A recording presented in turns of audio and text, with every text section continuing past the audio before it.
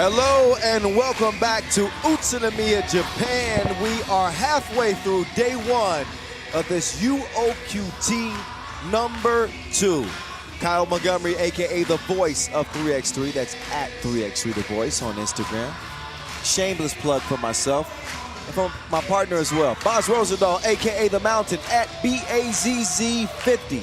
Yes, sir. That is correct. Make sure you give him a follow. But before you do that, follow us on our official social media account. That is at FIBA 3x3 and at FIBA 3x3W. All right? So again, we are 6 games into day one. We hope you enjoyed the session break. But now it's time to get back to the action, ladies and gentlemen. Here's how things look in Pool A for the men's. We got Brazil and Puerto Rico getting ready to go toe-to-toe. Boz, we actually recorded a video this morning previewing this matchup. Yes, we did. Talking about the similarities between these two teams with the physicality, with the grit, with the toughness. And now we get one of our marquee matchups of the day here to start the second section. Yeah, and as you remember, we talked about guard play. Both teams feature ball handlers that can take over the game, that can be decisive in getting a victory or not getting a victory. Both teams lost their first game of the day, and so far, Ralat showed out a little bit. He had 7 points in their game against the Netherlands. He was good. Matthias, he did what we expect him to do. Be physical underneath the basket, take it to the hoop, but this guy coming up next, he was missing in action. MIA. Leonardo Branquinho had a goose egg on the scoring end. Wow, that's shocking. 0 points. Yeah, that is shocking. And we've come to expect a lot more of him, especially now going into an important tournament here. Again, a guy with a lot of local experience, also some experience at the highest level. And mind you, he came in 4th at the World Cup last year, 2nd at the Military World Championships as well. Wow. Yeah, it's Andre Ferros, it's Daniel Van Hayden, Leonardo Branquinho, and Matias Parcial for Brazil. For Puerto Rico, de Boricuas, Adrian Ocasio, El Toro, Angel Matias, El Motro, the little monster.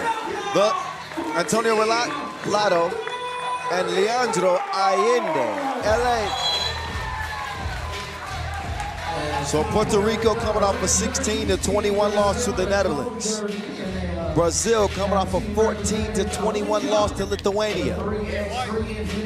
It is a must-win situation for both of these teams if they hope to have any chance of advancing directly to the semifinals. Top 2 from each group move on. So Edmund Ho and Deanna Jackson, representing Hong Kong and USA respectively, will officiate game number 7 of the day. So we are 10-minute sprint all the way to the end of the day's action. Of course, there will be 3 days of action here in Utsunomiya. Tomorrow we'll wrap up pool play, and day number 3 we'll head straight to the semifinals again. Top 2 from each group will advance. 16 total teams, 8 in the women's competition, 8 in the men's competition. 1 more Olympic qualifying tournament remaining. That'll be coming up in less than 2 weeks in Debrecen, Hungary, where 3 tickets will be available. It's a quick turnaround. It is a quick turnaround, but Boz, only 1 ticket. 1 ticket at stake here for both the men and women here in Utsunomiya. Now, you know, both of all of these teams, not just these 2, but all of these teams want to get that ticket because it's not going to get easier going into the last OQT where a lot of countries are being added that are pretty good at 3x3. Well, Boz, man, that is going to be a monstrous tournament.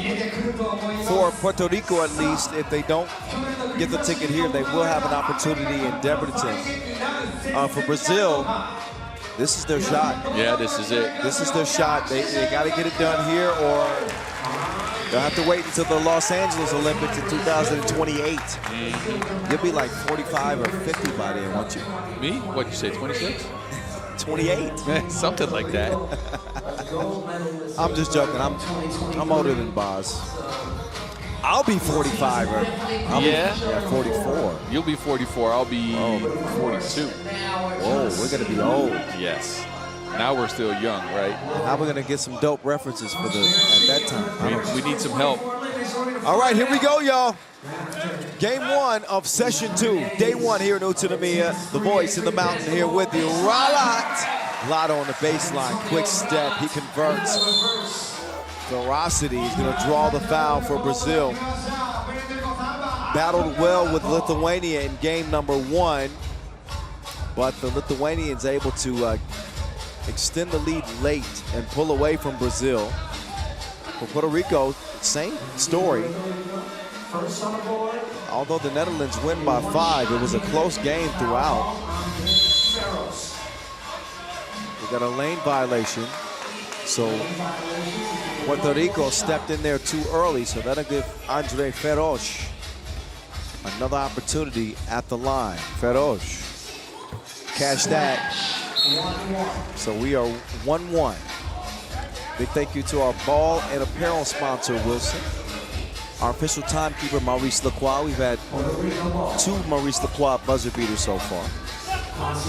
In Leo, we provide our court, Skelter Sports, and Baudet, our suppliers. Thank you very much. Voila, spin move, one-legged fader. One-legged fader. I like that. That's great defense, better offense, though, as Brazil tightened up a little bit from their first game when it comes to giving out pressure on the ball. Take a look, Branquinho stays with Ralat, but, you know, better offense. So they sub Ralat and bring in Matias. Quascu, you mean? No. Here. Yeah. Oh, sorry. I apologize. Come on, boss. I'm sorry. Here's Branquinho. And his stroke still ain't stroking. No, we need the guards for Brazil to stay active and attack the hoop. We know there's 2 big guys down there in Feroz and Parcial that can do what they do. But if no shots from the outside will go and the game doesn't slow down, it's in the favor of Puerto Rico, who, let me remind you, beat this team last year at the America Cup in the finals. That was actually Von Hayden on the last shot. The mustaches confused me. They've both gone with the no beard option and the corn stash. That's what they've gone with. As the You mean that mustache is from Nebraska? As the desired look. Yeah, that's it. All right. 2-2. We are just scratching the surface of this one. Tip of the iceberg. Von Hayden. Hey now. Hey now. Yeah, this is what Brazil needs. Von Hayden shooting it with confidence, splashing like a baby's bag. Hey, you took that one from me. Well, it's a very good one. I'm splashing like a bird bag. I said baby's bag. Man, Von Hayden and Branquinho are doppelgangers, except Von Hayden has more hair. Maybe a little more speed, too. But look at, don't they look like twins? Yeah. Yeah, it might just be the stash, though. Maybe so. I don't know. Anyway, I do know we got a 5-3 game. And Brazil looking to get that W out. I tell you, is 0-2 a death sentence? Yes. Yeah, I would say so too. Oh, little monster. He is alive. He hits the dos. Von Hayden from the free throw line. Von Hayden is cooking right now, Boz. Yeah, he was aggressive at the start of their last game, but then stopped being aggressive down the stretch of that game. Now, just in full-on attack mode. You too little. The way that Matias just bodied up on Parcial. So Matias with the 2, the step back, and then the interior play as well. Anel Matias. Again, a big problem. Oh, ferocity. Transition defense is a little bit slow. And Branquinho's whistle for the foul. Again, Brazil, your America Cup silver medalist. A rematch of the America Cup final 2023. Many of these players are familiar with each other. Different year, Maybe different results. We'll find out here in the next 7 minutes and 35 seconds, but a nice pace here. In the early goings, Brazil leading by 1. As Ralat will check it up and get back to it. Angel Matias, the little monster, monstro. Bang! Matias keeps confusing me as far as the style of play. I haven't seen a guard play like this. He has a face-up game. He can get the shot going and also play inside and bully ball some people. And I know you've told me, now you're looking at me with that face again. You were talking about it for 2 days. See, I'll give you some credits. He's a very good basketball player. Baz, I told you. Yes, you did. When I saw that Matias was going to be on the roster, I said, oh my goodness, with him and Ralat, keep an eye on Puerto Rico. Anyway, they lead by now. They lead right now. Matias is on the bench. Lotto. He wants to get it to Allende. We talked about Allende as well as a potential X factor. And he's able to contribute. Mid-range money, air-mailed out of bounds. Ball over to Puerto Rico as we head into our first media timeout. And look at Allende fired up after hitting that fadeaway midi step back. High difficulty degree of his shot too. And they need him to step up as he wasn't a big factor in their first game, scoring only 0 points. Well, Allende is not typically a player that is going to score a bunch of points. If you get 6 out of Allende, that's a surprise. Yeah, but you still need him to get to 3. Yeah. See? Yeah. And he had 0 their first game. So you want him to get at least a couple of shots in. You want him to start having the respect of other teams so they don't help off of it. Well, 3x3 is a unique game in this fact that every player has to be a threat.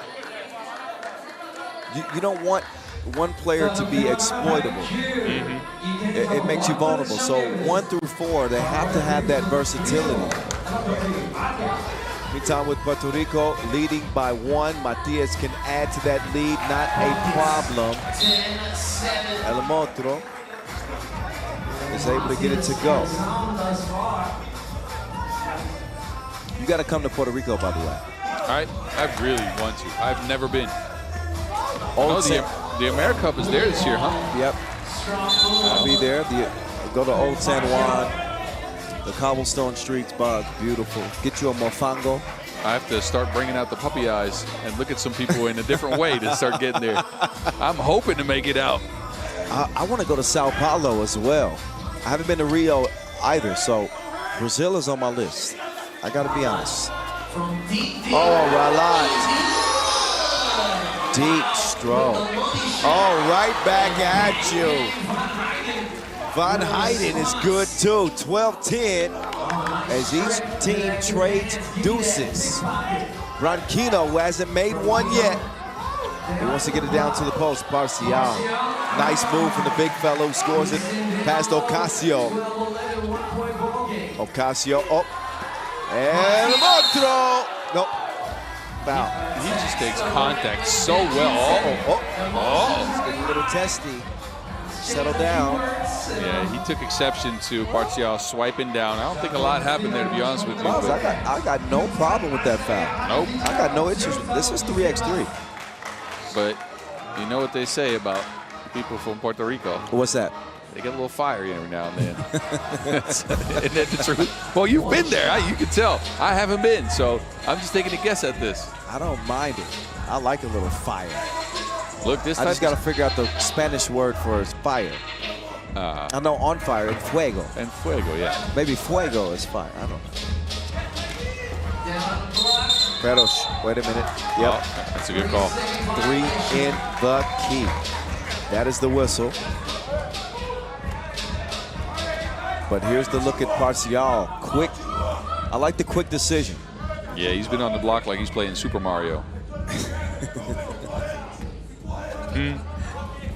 I see you. Thank you. He's on the block like Tetris. Oh, that's a good one, too. Ooh, how you like that? Ocasio. Mid-range. Ocasio. I think 2 difference makers. Ocasio and Allende. I think we know what we're going to get out of Matias and Ralat. Yes. One of those two has to really step up as Ralat steps in. Misses Ocasio. He will clean up the mess. Van Hayden. Uh-oh. Oh, behind the back. He had him lost like a tourist. Get him a map, please. 13-13. That is just a ridiculous move. Allende, vamos. Quick move from Allende to get to the bucket. Puerto Rico leading by 1. Halfway through. Van Hayden, whoa. He's called, well, the foul is called on Ralat. The 6th on Puerto Rico. I like what Van Hayden's brought to this game so far, though. Opportunistic shots, they've been going down, and he's been looking to attack his matchup every time he touches the ball. That's what we were missing in their first game. I like the balance with them, too. Inside, outside, it's been good. Boz, I think they asked him to be a little bit more aggressive. They might have. Got a foul on Brazil. Number 5 on them. Puerto Rico will reset with a 12-second shot clock.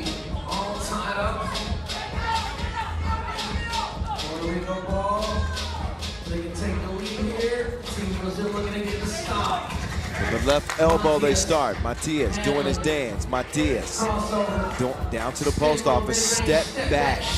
You don't know me like that.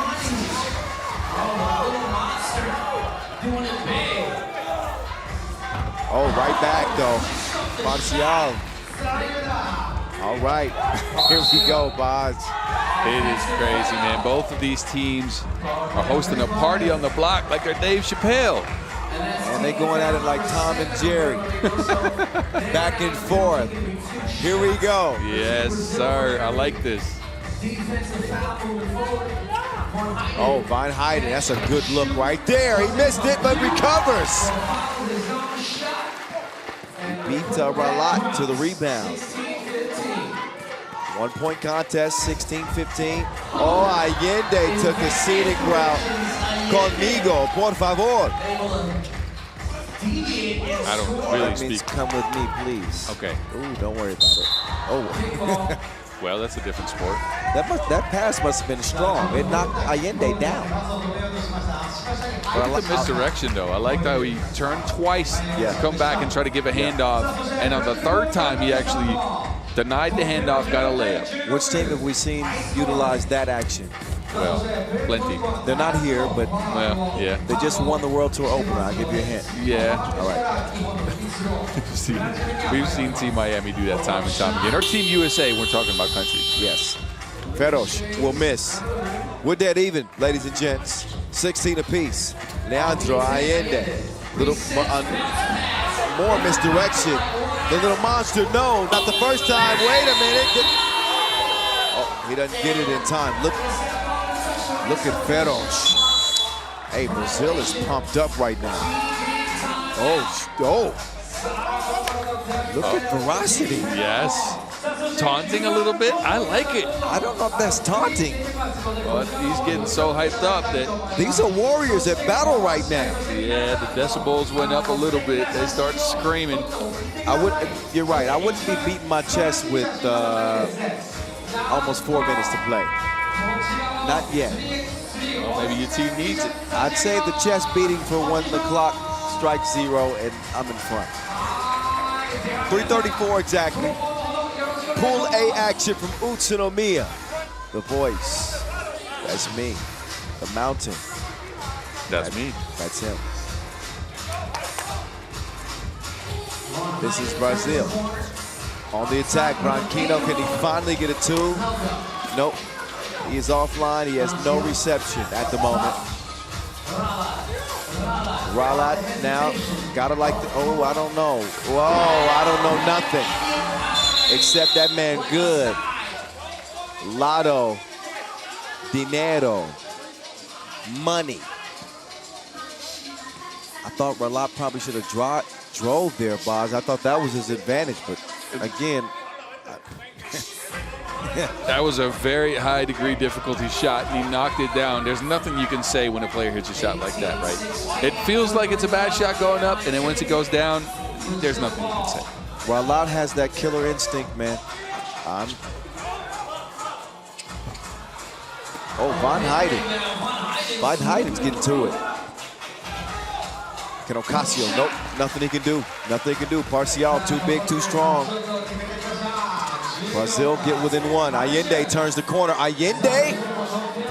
Para dos? No. That's a great call by referee Edmund Ho. He saw that Ralat threw the ball off of Branquinho's shoes. And so it will be Puerto Rico ball. Wow, that was a good call. I didn't even see that he threw it off his shoe. So yeah. They were also coming at you at full speed, so you know, it's okay if you don't have the Kobe gene. Thank you for backing me up. Yeah. Hey, look, not a lot of predictions at the end of this game. It's going to come down to who can make the biggest shots. Now, we haven't seen Branquinho step into the role, but we have seen Van Heiden step into that role, either getting a big shot and hitting it or getting his own offensive rebound. On the other end, we know Ralat's on the court. We know Ralat's on the court and the little monster. And if you're Puerto Rico, you got to feel good about that. Two scoring options that can get a look. Good defense from Branquinho. He'll get the steal. Feroz! Bucket. All even. Lado! Blau! Blau! Big hit for Puerto Rico. 2019. Anybody's game. Buckle up. It's coming down to this. Push on Branquinho, the sixth. But we've seen this Puerto Rican team in clutch situations, particularly Ralat. Who do they turn to? Is it Matias? Is it Ralat? Is it Ocasio? With one bucket to go. Brazil obviously have a chance if they can hit a two and steal it. It's going to be like Carnival in their country. Ralat behind the back, espionage flag, that is game! Lado delivers again, and again, and again. Puerto Rico get the win over Brazil, pulling to 1-1 on the day. Brazil with an 0-2 record as things look bleak for their chance to get to the semifinals. But they turn to Antonio Ralat, the slick dribble move behind the back. He's blocked, but persistence pays off for the young Puerto Rican star. What a play, great effort. Puerto Rico would not be denied. How do you have genes like that, though? At the end of a game, it is always Antonio Ralat that comes up clutch. This time with the behind-the-back dribble, ends up missing the shot through physical contact, but gets his own board and puts it back in. Just incredible. That clutch gene is very much there for him. You can't teach that in basketball class, Boz. No. You either have it or you don't. And Puerto Rico have a big win that keeps their hope alive. Brazil, they're gonna need some help if they hope to get that Olympic ticket. Enjoy the highlights. You know we got more coming. Of course we do. Pool A action continues. Lithuania, Netherlands on deck. Maybe the game of the day in the men's competition. Just a few moments away. Don't go nowhere. Boz will find you. I know he will.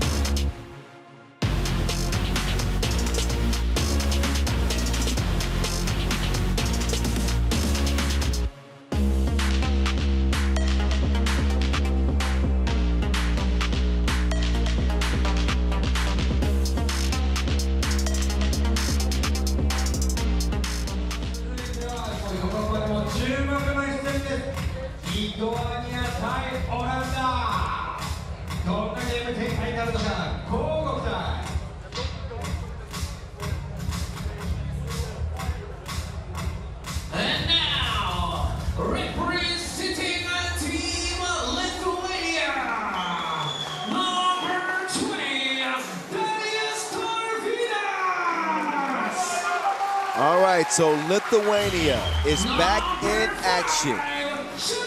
They picked up a 21-14 win over Brazil to start off their day one campaign. They got a huge effort from the biggest man on the team, Aurelius Pukialis. And here they are. Sharunas Vingelis, Darius Tarvidis, Ivaldis Jalgis. It was a 1-2 punch of Jalgis and Pukialis in game one. They combined for 15 points in that contest and also hit 3 of 4 two-point attempts. So Lithuania looking good and feeling good heading into game number 2. A 2-0 start for them would be more than ideal. The same could be said of the Netherlands. The Netherlands, they went to overtime against Puerto Rico in their first competition. That was on the women's side. The men's, oh, yes, you're right. They closed out the contest late. They got 10 big points from Worthy and 7 from Di Maio, including the game-winning hook shot, after which he got a little bit loud. Let's just say that. Y'all check out social media to check that one out. That's right. He brought out the Lions roar. Di Maio with the floaty to close the deal. That and then some. I don't mind it. I like it. Me neither. I think when Dimes is playing passionately with his heart on his sleeve, I think that's when the Netherlands are at their best. But you're right, 21-16 over Puerto Rico. That did not have to go to overtime. And here we are, 2 unbeatens. Somebody's got to take an L. Somebody's got to take an L.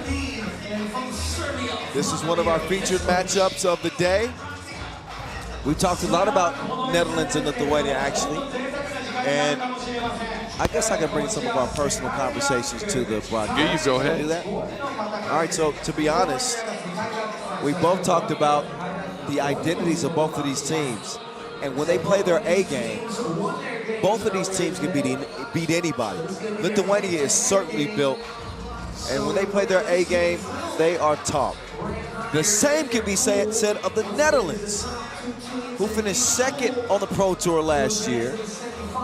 They're an incredible team, but we've also seen the other side of both of them, where they don't perform to standard. So, will the real Netherlands please stand up? Will the real Lithuania please stand up? Yes. We got 10 minutes to find out, Maz. Yeah, we'll find out, but it's about end-game situations, as that's what we brought into our conversation.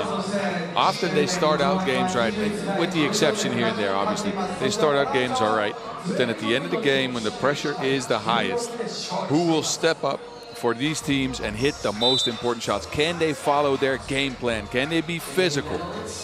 Last game for both teams, it worked. That is without a doubt. Worthy de Jong coming in, leading his team in scoring. Had a double-digit performance in game one. Dimes with 7.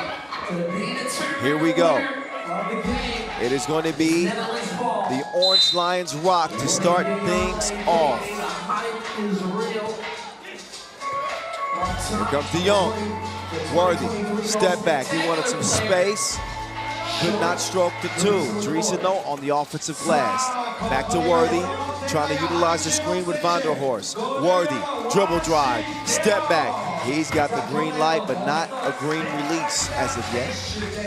The pressure by Lithuania forcing Worthy into step back 2, slightly contested, not the shot you want. You want him to get to the rack to start things off. Lithuania is obviously prepared for this game. Well, again, he's got the green light. The offense flows through him. Darius Tarvidis looking for the back door. Good defense there from Dimes. Hand up. Good contest there from Worthy, but Tarvidis, he sticks with it. Persistence will pay off as Lithuania will get the first bucket, quickly answered by Dimes. Missed dribble there by Vingelis, who dribbled it off his own foot. Take a look again as Tarvidis grabs his own boards and puts it in for the first score of the game. There, around comes Slotkin. Didn't play in the first UOQT. Did play in the World Tour opener. Van der Horst. The dream shake does not go. Van der Horst. A little strong on the 2 attempt. Jalgis, great position. Oh, Jalgis will recover and get the score. And that's where the advantage for Team Lithuania obviously lies. They have Pukelis, they have Jalgis, and Jalgis might not be the tallest player, but trust me, he's a mismatch in there because he is extremely physical. Physical, strong, fearless. Worthy yam time! So Worthy with an emphatic finish to even things up at 2 apiece. And followed up by a contested 2-point shot by Pukelis. That's just not a great look. You need some more movement, and you want him to get close to the hoop. But take a look again. Worthy spikes one down. Mashing like potatoes. Worthy will draw the foul there. So dynamic on the dribble drive. But he obviously exerts a lot of energy trying to create offense for the Dutch. And they look to get him the ball all the time. Nice look. Big jersey! Yes!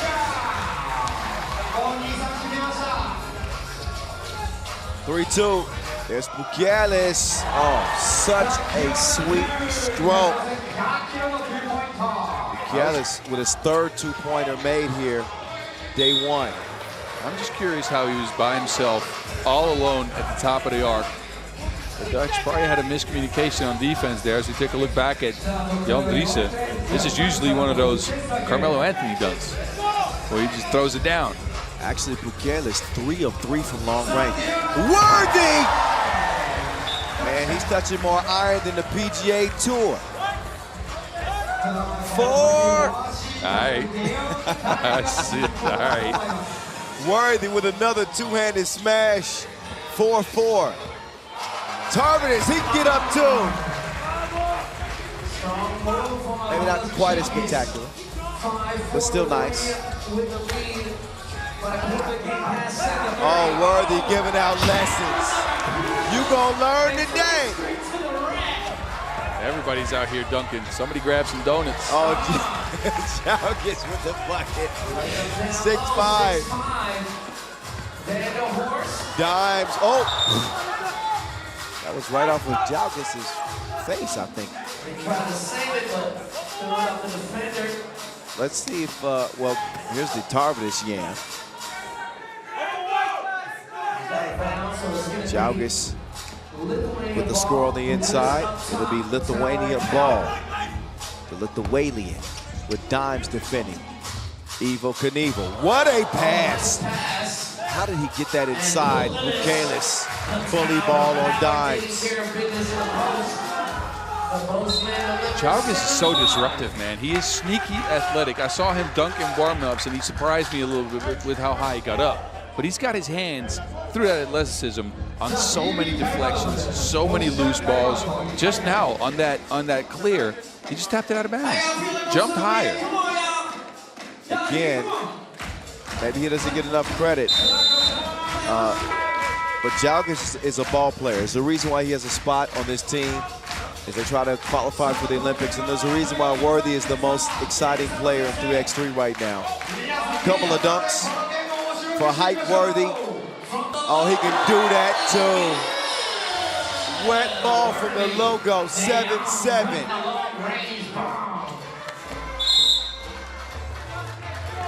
Smart foul by Worthy, taking one on the floor before Pukelis could get a bucket in on him. Worthy has pressed the record button. The man is shooting.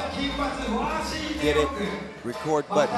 Shooting. Oh, yeah. All right. Don't worry about it. No. Don't worry about it. That's okay. 7-7. Sometimes you're just a little bit too quick for me. That's it. Well, hey, what can I do? I'm used to that, though. We're dead even at 7 apiece. Worthy's having a scoring tantrum again. Nobody can put him in timeout.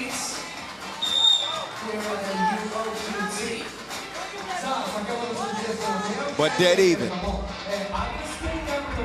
Yeah, both teams aren't giving up much. Netherlands with a couple more fouls, but I don't see any clear advantages, do you? No. Nope, not through 3.5 minutes. But then again, I don't think they featured Bukelis so much. Bukelis will settle for the 2. His first 2 missed. Tip drill, Worthy again. That time, no good. Jagos will get it cleared. Vingalis. The jump up too strong. Dimes will corral the rebound. Back out to Worthy. They're gonna let him operate.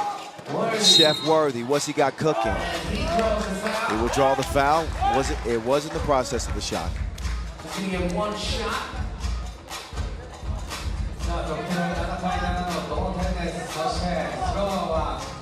So up steps Height Worthy, who is 100% at the line so far here in Utsunomiya at this UOQT. Yeah. Announcer's jinx. Never mind. Count it. It's the first You time. wanted to try it out. It's the first time I have an announcer's jinx somebody, boss. Tarvidas, down to the Lithuanian. Ain't a whole lot Dreesen can do there. He gave him the head tap too. Did you see that? Well, aren't you only supposed to do the head tap if you dunk on somebody? Or apparently if you make a strong post move. No, I think he was saying he got fouled. That's probably what it was. Okay. Yeah, I saw it. The head tap. Right on the spot. He got the hooks for sure. Dom's bag is deep. Yeah, he will catch you some big fish. Tim Gallus deep in. 10-9, Lithuania. Big Drizzy, that's got to be a bucket. It is a bucket. Game plan for the Dutch for sure is to attack Vingalis, who gives up a bit of size. Still a tough interior defender. That's a tough shot. Oh my goodness. That is FaceTime. We ain't talking about no video chat. Had the hand up. Vingalis cared nothing of it with Dreesen defending. How does the leather taste? Had the awareness to keep his feet behind the 2-point arc as well. That hook is no good from Dimes. Oh, Jalgas put him in the blender. Had him all mixed up. 13-10, Dreesen will get the Wilson. Dreesen defended well by Tarvidas. Possession will go over to Lithuania. Evil Knievel.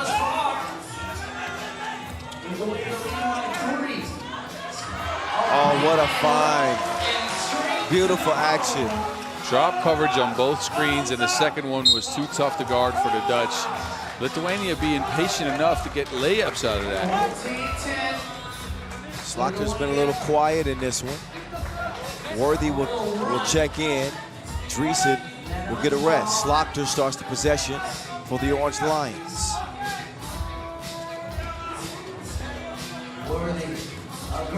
Worthy. Weaving through traffic, finishing with the layup.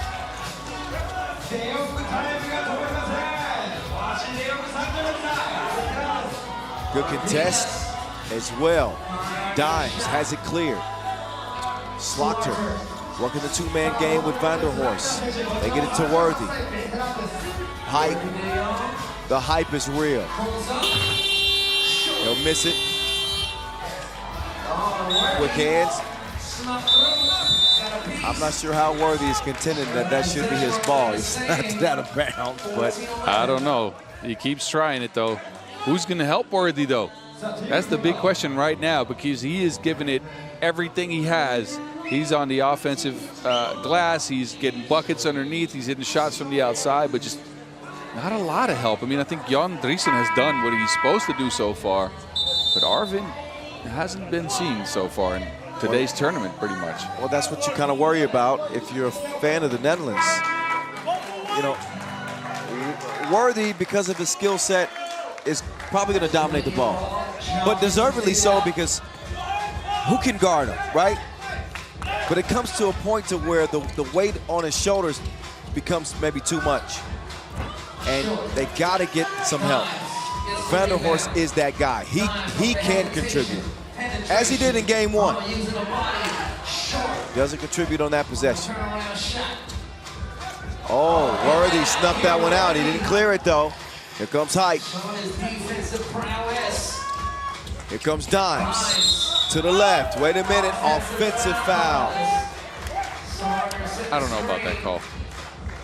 He was standing there waiting for Puketas. Puketas ran into him. Not a lot of movement on that screen. I don't know. Vanderhorst resting. Vangelis. Wait a minute. Oh, off the ball foul called on Lithuania this time. Jalgis will come in, and Pukelis will get a rest. 3:18 left. Lithuania leading this contest by 3. Oh, nice cut. And Slaughter will finish. Beautiful execution of that high post play. Slaughter with the screen, wide open for the layup. One possession game. Tarver is off balance, late in the shot clock. Lands in Worthy's lap. Worthy wants to give it up. Oh, Slaughter. No.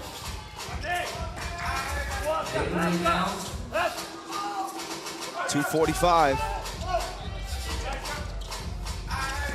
Jalgis running into some tough defense from Arvin.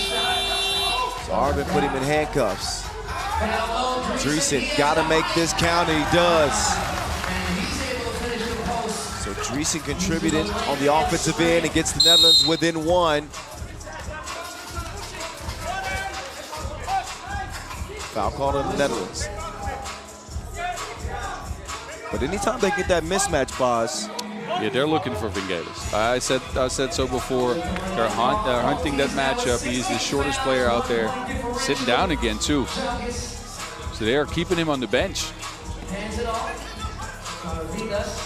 Tarvidis. Whoa, a little hot.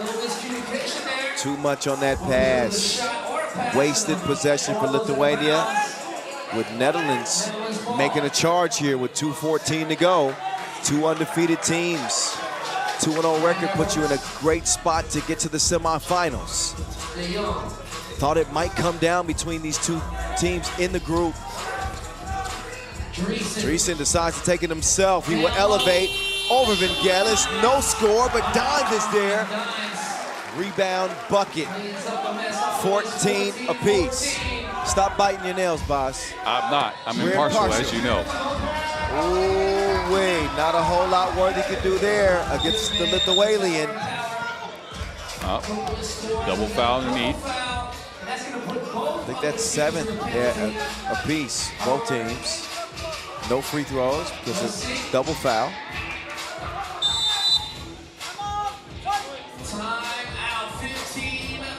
Timeout on the floor.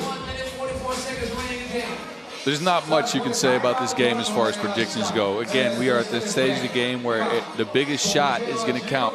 As you've probably seen, the game has went from system basketball to now one screen and go, maybe no screen and go. So who has the most when it comes to big shots down the stretch of a game? And this is a test for both teams. As we've seen them in the past in a situation like this, not deliver, not come through, and at multiple occasions. Well, big players make big plays in big games. So I want to see what happens in the next 144. Worthy D. Yo! Pass the great Pupo. 16-15, Tarvidis will respond. Hype Worthy. Cross, poked away. Loose ball, what a hustle by Arvin. Wow, that's foul number 8 on Lithuania. So Arvin to the line for 2 free throws after diving at that ball. What a hustle. Another look at Hype Worthy. He's delivering like Uber Eats. DoorDash? Not a lot of people know DoorDash out here. I think DoorDash is pretty notable. Yeah. Good job. Slaughter though. Oh. He knuckleballs that one in. Got the friendly roll.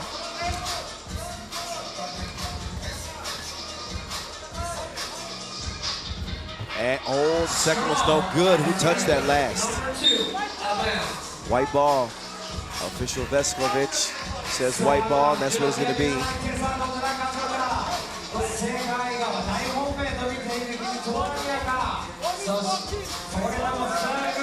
Both teams got a warning for delay of game.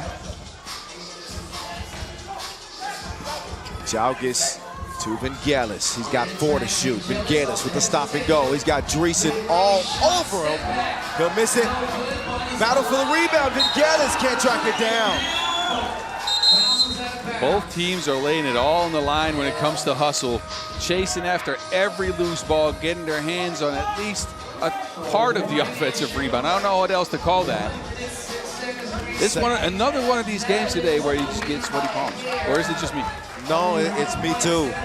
Netherlands with their second opportunity. They want to seize the moment here after falling short.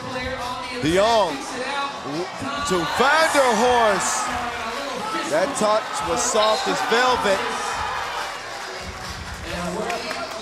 Worthy telling his teammates, calm down. But Worthy with the quickness and the awareness to find dimes. Look at the floating. Look at the floating. Slaughter decides to reroute. Height, Worthy, let him cook! Let him cook! 2016! Pukelis, big hit! Big hit to keep Lithuania alive. 20 to 18.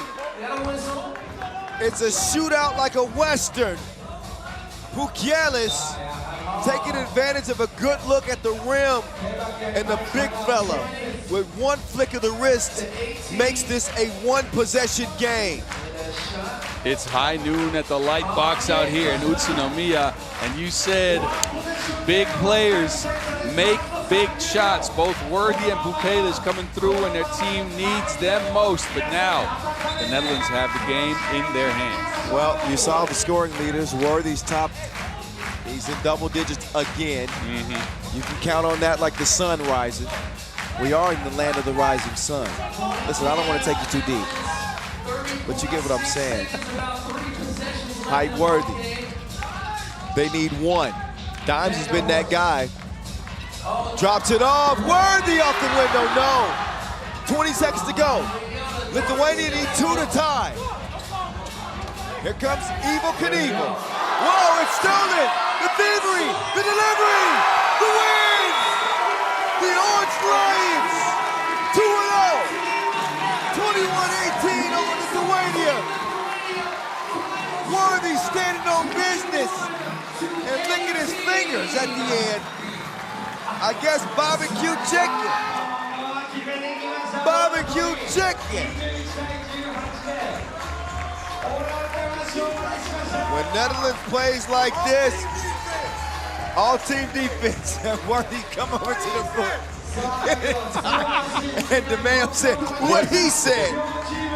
All team defense indeed.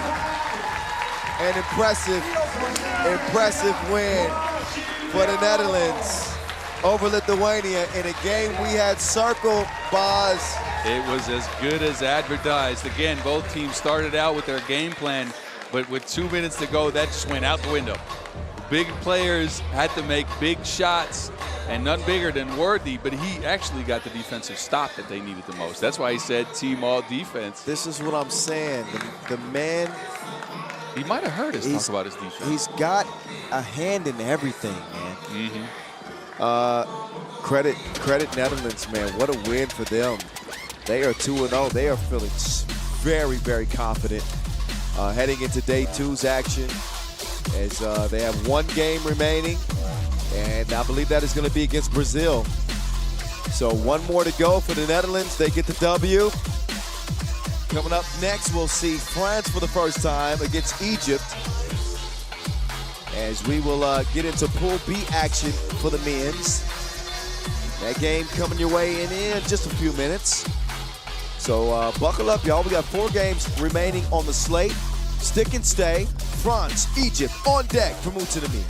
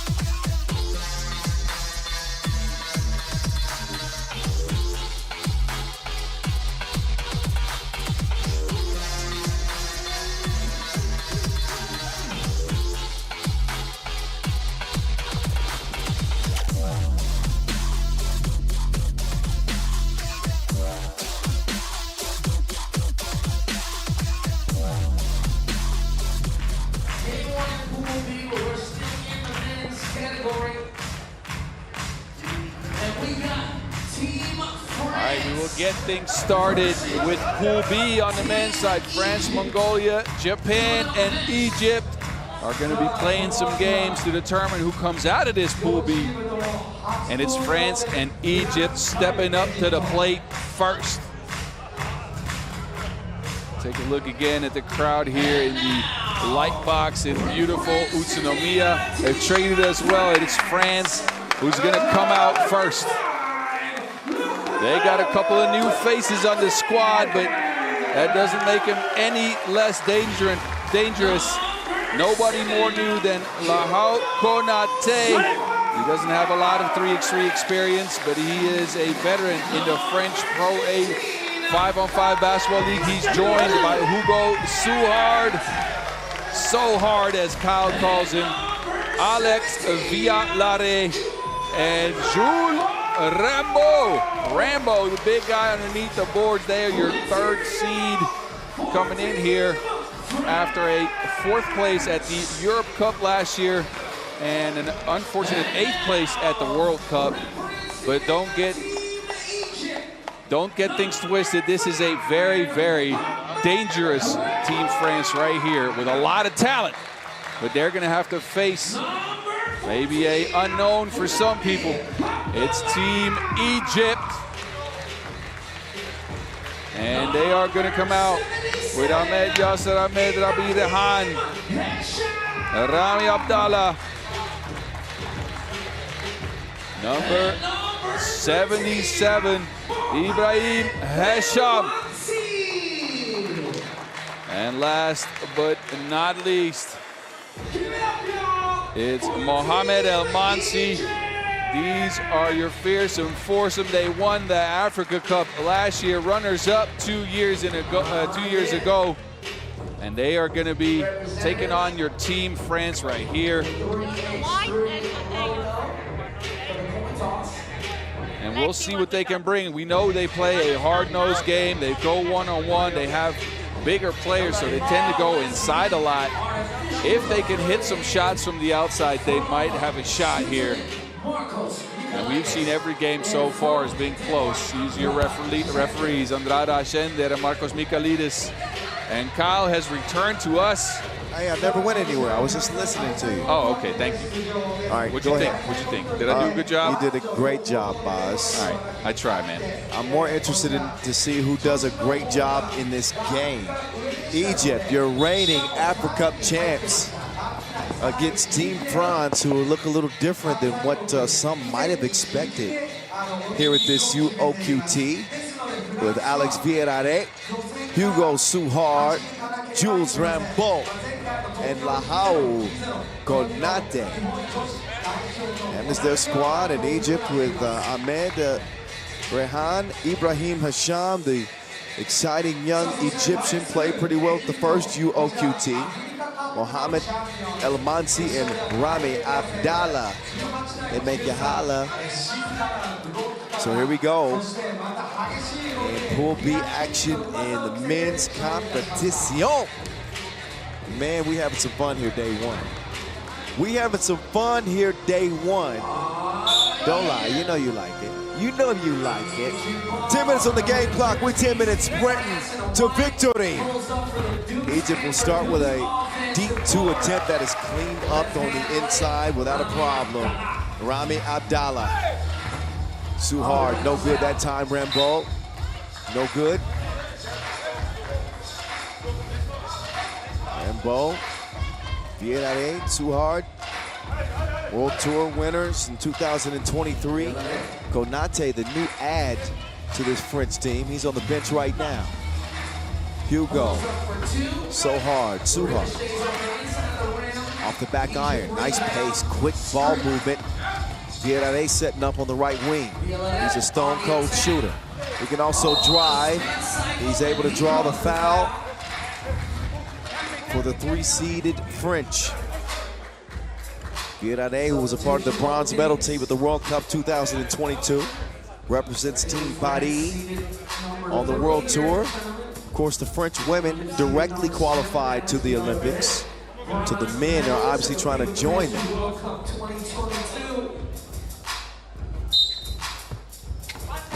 And The free throw will count. That lane violation was against Egypt. But again, 4 slots remaining for the 18 fields in each gender's competition for the Olympic Games.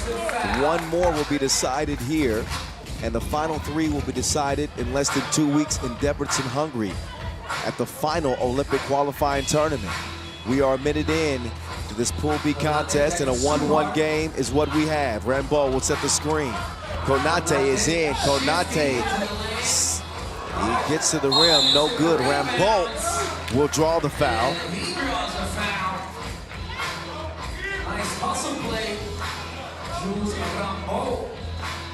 So France, who have been a perennial power in 3x3 in terms of our national competitions, silver medalists at the World Cup 2012, silver medals to the Europe Cup 2019.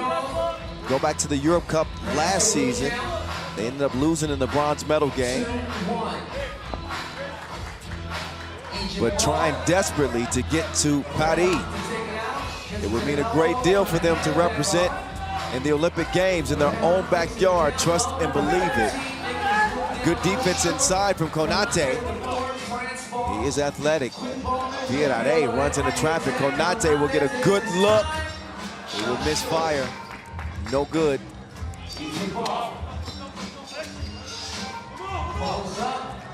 Deep attempts. Why? Why did he shoot that shot so deep, Boz? Why did he shoot it that way? Now we're just... I said why? You don't even know who sung that original, do you? Please, Boz, don't make me leave the microphone. Help me out. Michael Jackson, are you kidding? All right, I'm done. Boz is gonna call the rest of the game for y'all because he doesn't know his music. Well, at least we have an offensive rebound by Ashraf. 3-2 contest. Does Red Bull have that cleared?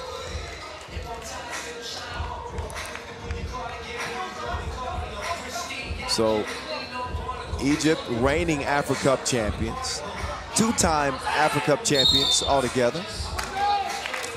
Their chance to make the Olympics for the first time in a basketball event ever.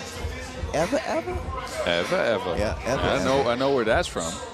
Okay, good. Outcast. Good. See?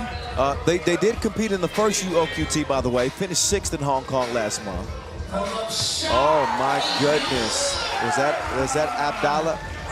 Make you holler 2 for $1. He can shoot those. Rami is like that. There's Konate making an appearance, 4-4 game. Hisham with the Hezi. Hisham, spin move no good. Konate got some long strides. He's like a gazelle.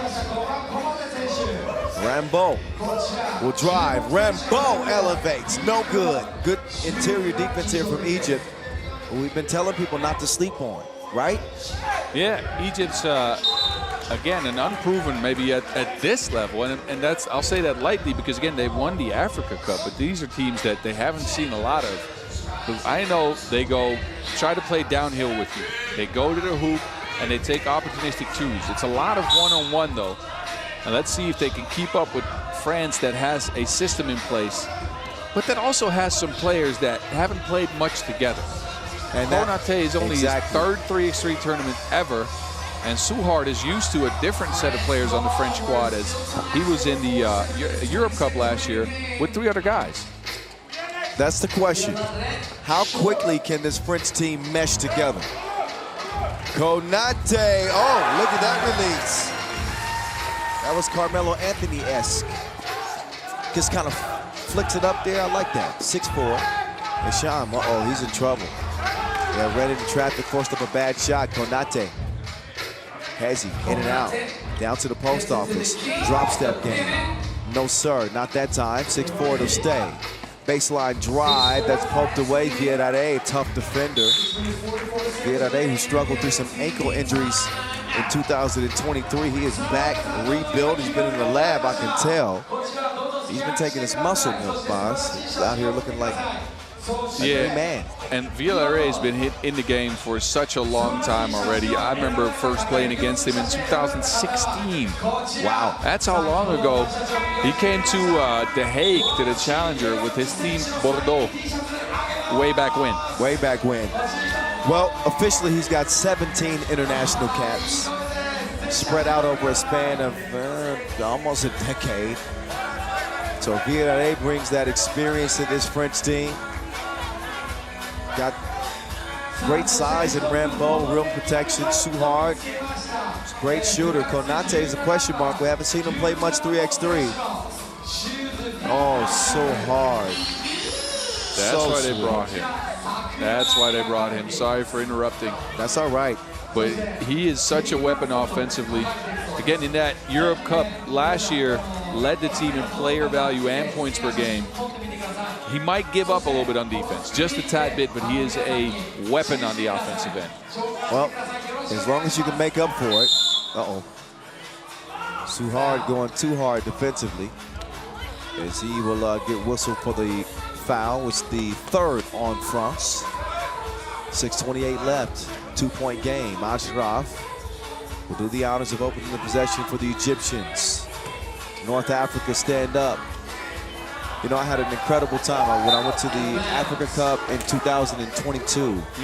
I went out to Alexandria, I went to Giza, I saw the pyramids. I went out to Shukran. I believe that's how you say it. I'm jealous, man. I've never been one of those countries where I really love to go, especially because of the rich history. Oh, it was a dream for me. Uh-oh, Suhard. He's got back-to-back two pieces.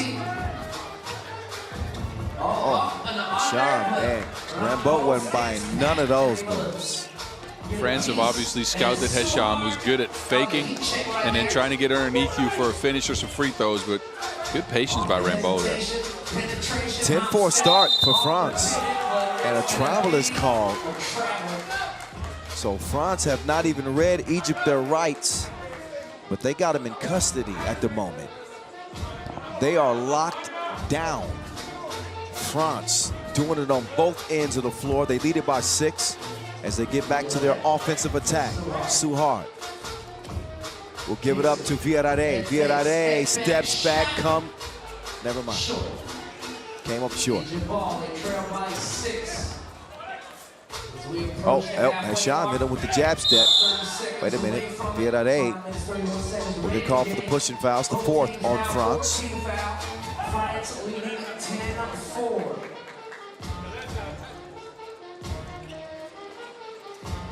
So in the Olympics at the moment, we saw Latvia qualify in the first UOQT. Your automatic qualifiers, USA, France, China. Those are the 4 spots that will not change. In the women's competition, direct qualifiers, France, China, USA, Azerbaijan get the win in the first UOQT. Those are your 4 teams. Konate off balance, but his measurements were perfect. How do you say perfect in French? Parfait. Oh, no. That's something else. Somebody from France, please help me. Perfect. 12-4. Konate so far so good. I like him so far. He's been very active on defense, has long arms, disruptive, and on offense he's been knocking down the shots. That's all you can ask of a guy that stepped into this game, and obviously a very good player, right? But just not a lot of 3x3 experience.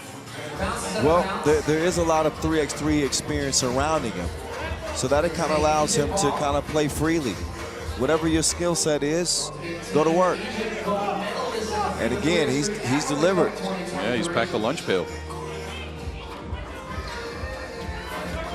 Yeah, he's got a peanut butter and jelly sandwich in there, an apple. Maybe an egg? An egg, some Cheetos or something. He's good. What you know about that? Well, I don't know nothing about that. That's French. Oh, of course he's got a baguette. That's French for La grilled baguette. cheese. Konate. Dime time. Dime time. Uh-oh, Rambo was not happy with the interaction underneath the bucket. I don't think Rami meant to step on him, but he did. But look at the vision here. Oh, Konate, he's a visionary. He wasn't even looking. I didn't recognize that at first. Yeah, threatened to kneel with that pass. Good catch by Rambo and a good finish under a lot of contact. 13-4. Can Egypt start to ignite the offense? Offensive foul is called. That is not going to help their cause.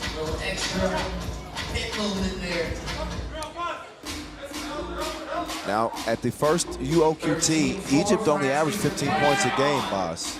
And I thought that would be the big question mark for them is, you know, how they could cultivate some offense so hard. This dude is draining them.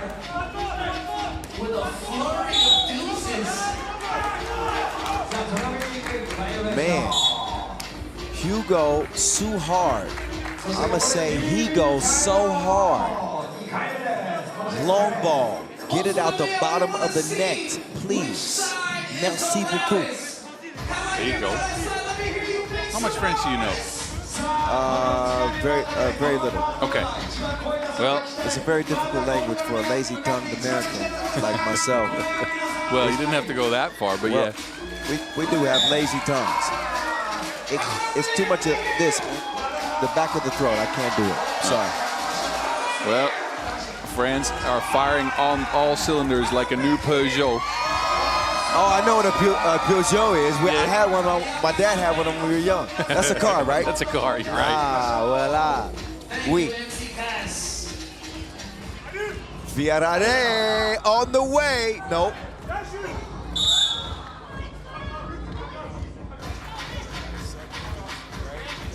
On 15-4. Egypt ball.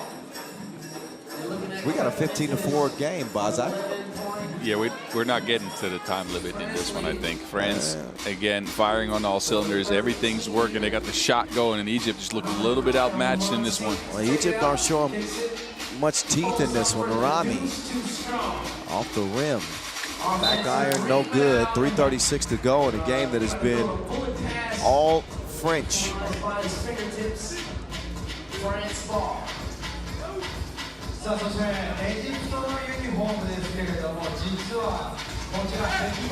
Jules Rambo sets it up for Suhard. Suhard, no, not that time. Single roll, strong move. 15-5. This is what usually works for Team Egypt, right? Going at the cup, driving hard, and maybe getting an offensive rebound after a miss, but it's just not been there today. Oh, Konate all day long. Dude, it's good. It's the flare screen action for the French. In Egypt, they draw on the inside. They go and play a little bit of help side, and that leaves Konate wide open. And he's hit a couple already. I think that's his third. Yeah. So Konate, a welcome addition to this French team. Credit to the coaching staff. They might have been hiding a secret weapon from us, Boz. I don't know. Jump up, that touches absolutely nothing. Egypt being held to 5 points here. This is, okay. 2-pointer will go down. Thankfully, makes it a little bit more respectable. Wait a minute, put some respect on his name. Suhard will miss that one. Ball. 13. Try to force it up. It's going to be a pushing foul. Credit to the team France. There's the last two make from Egypt, but it's been one of just a few buckets for the Egyptians in this contest. Time for a timeout as France want to talk some things over. They're sitting on a comfortable 10-point lead. They could almost kick their feet up at this point, put their hands behind their neck. Not a lot of hope for Egypt in this one. Yeah, no, really. And again, French As Team France, you just want to keep your foot on the gas and go out of this game with a lot of confidence. Well, both France and Egypt will have 2 games to play tomorrow that will ultimately decide their fate. But France jumping out of the gates, just blazing Egypt at the moment.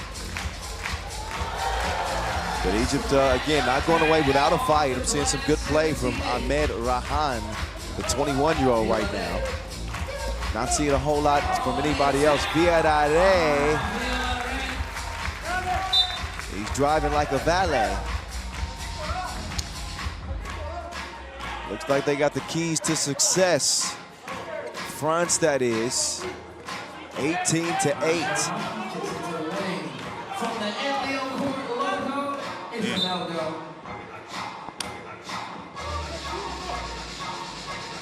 Yeah, that one's going to end up back in Alexandria, I think. I had absolutely nothing to say about that one. Rambo, Suhard. Suhard's got to be working on double figures in this game. Oh, loose ball. Oh, right place, right time. When things are going good, they're going really good. Look at the defensive intensity from Konate. I like this guy. He's playing like he's not up 11. I like this guy. He's knocking down shots, and he's playing defense like that. I like him. He gets to stay. Well, the Wilson apparently likes him too, because it keeps finding his way back into its hands. Rami way out there and way off. Shot clock violation, didn't touch a thing. Buck 33 left, and France need 2 points to put this game on ice. Egypt might need a few extra bags of ice after this. They've been beat up. They need some milk. That's what they need.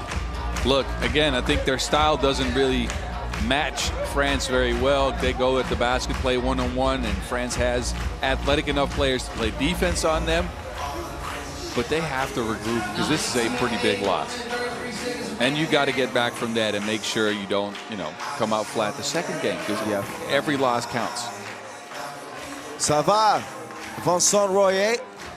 Vincent Royer, he just sent me a voice message. I'm assuming he's helping me with my French, but I'm live right now, so we can. Vincent, I can't even give hear it a shout out. Clap, I'm just clap your hands like this. Clap your hands like this. That's my guy though, man. Yeah. Love me some Royer. Showed me a great time in Poitiers a couple of years ago. Oh, you've been there, huh? Yeah, I've been to Poitiers. Okay. Him and Sylvain, great time out there. Maybe I'll get back out there soon. Suhard, another 2-piece combo. That one will be the final 2 nails in the coffin in a 21-8 blowout. Ooh la la, c'est ouf. France dominant. A 13-point win. He goes so hard. Hugo Suhard delivering the goods for Team France. Was never even close.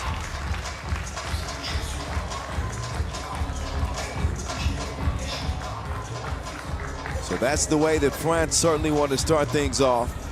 Let's hear how Alex Viadare feels about that victory as he's standing by with Boz Rosendahl. Big Boz.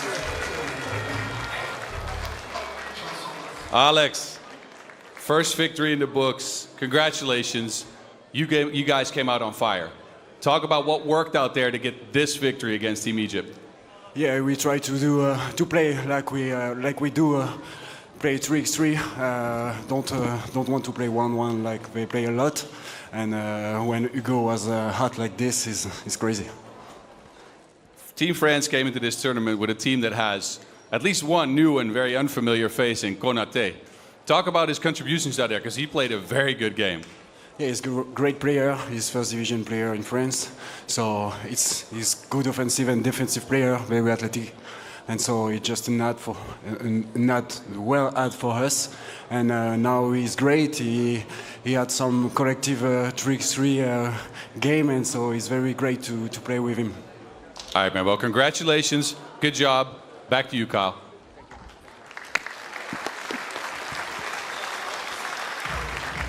All right, they got some First League 5-on-5 edition. It was a welcome edition indeed. France, man, maybe the most dominant victory of the day.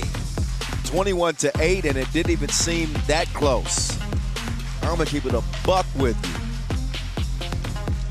So that deal is done. Those teams again will have 2 games on their slates for tomorrow, the final game of pool play. Excuse me.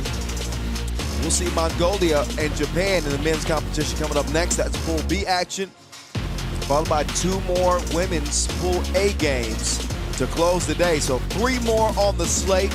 Mongolia and Japan coming your way in just a few. Enjoy the highlights of a France blowout over Egypt.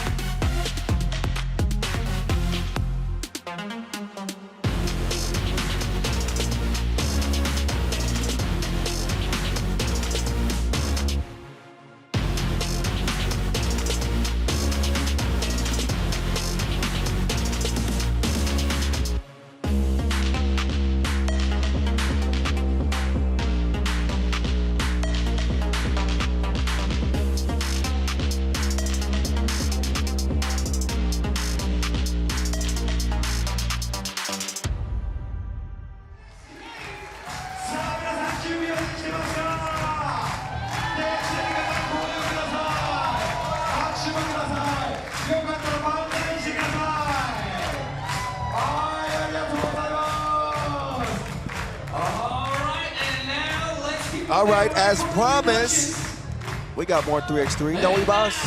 Yeah, we do. Yeah, we got a few more games. 3 10-minute sprints still left. This will be the last men's game of day 1. Mongolia and Japan.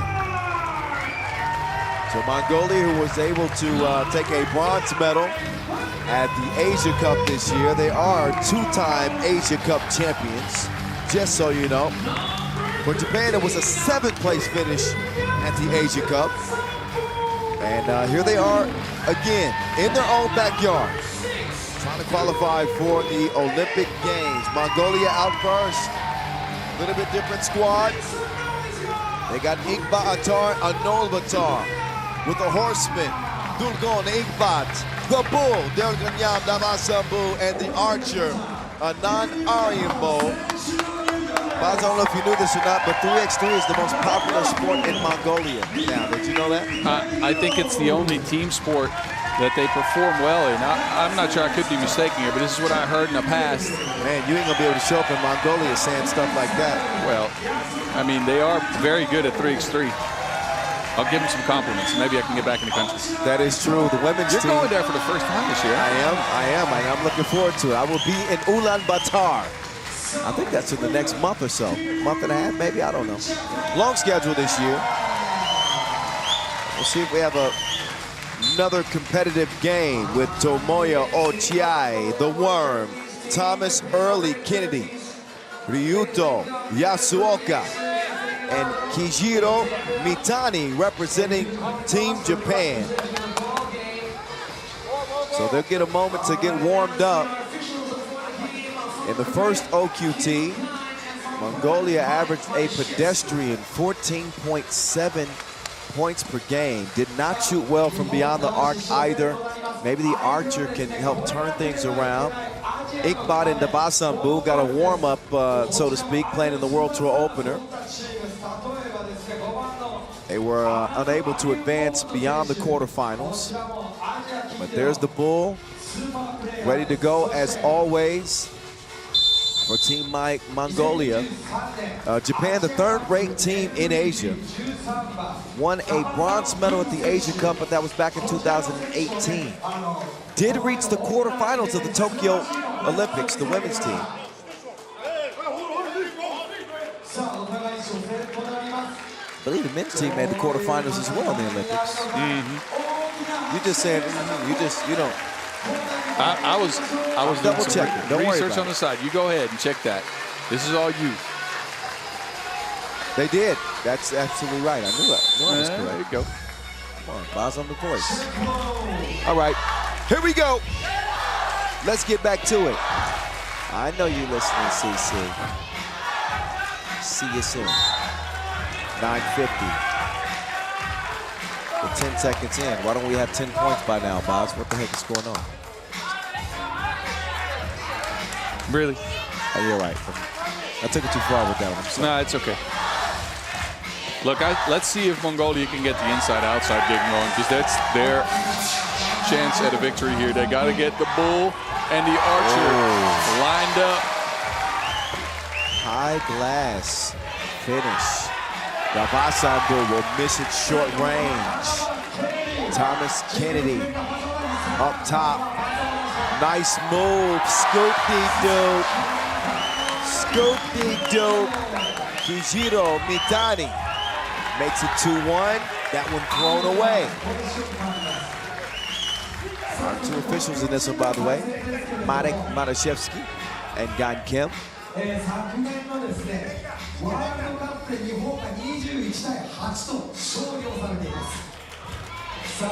the Olympian they go. Ochiai. Deep two. Thomas getting started early. Kennedy gives Japan a 4-1 advantage.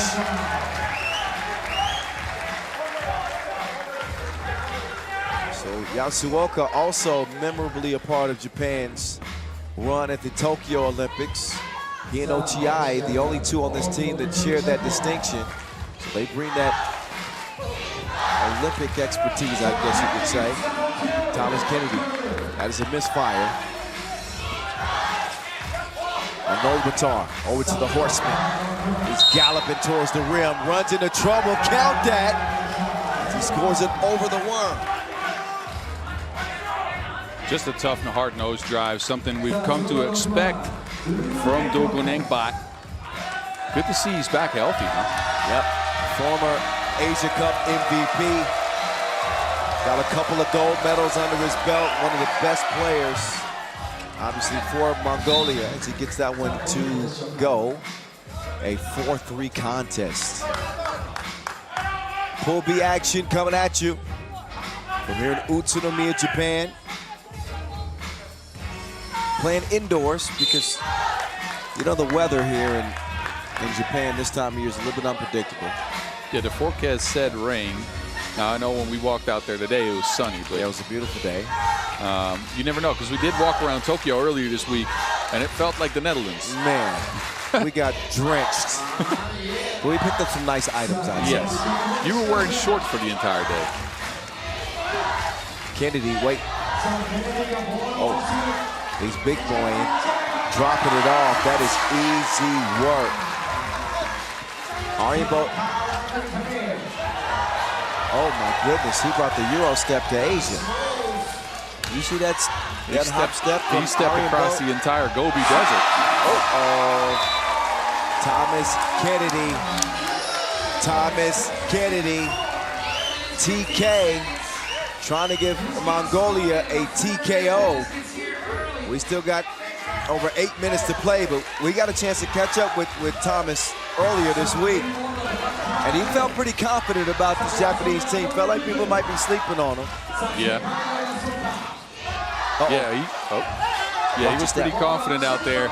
Said it was going to come down to shot making, but they had the perfect amount of chemistry on the squad. And he is a shot maker, let me tell you. Yep. From Detroit, but Kennedy's been playing here in Japan professionally for over 13 years. Speaks Japanese too. Gave us a good couple of good restaurant recommendations. Yes. Yeah, appreciate that. Oh, Kennedy lost the handle on it. Anobatar has a tip. Look at this action. Oh, Anobatar gets caught with his hand out. I don't know if that was partly a good sell job from Yasuoka, but nonetheless, he does get the whistle. Certainly a foul. Japan lead it by 3. Matani. Thomas early. Kennedy, we're going to call him all day. He is spraying them like a cornfield. 9-4. All day, Kennedy. The man is afraid.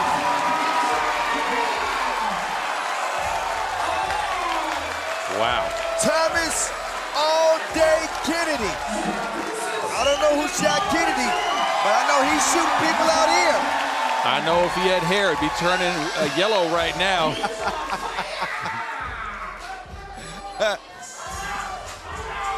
He is balding. He is balding out of control. All right, that's too far. The man is balling though, for real. 12-5. Arianbo, the archer, will miss the mark. With a 7-point lead for Japan. And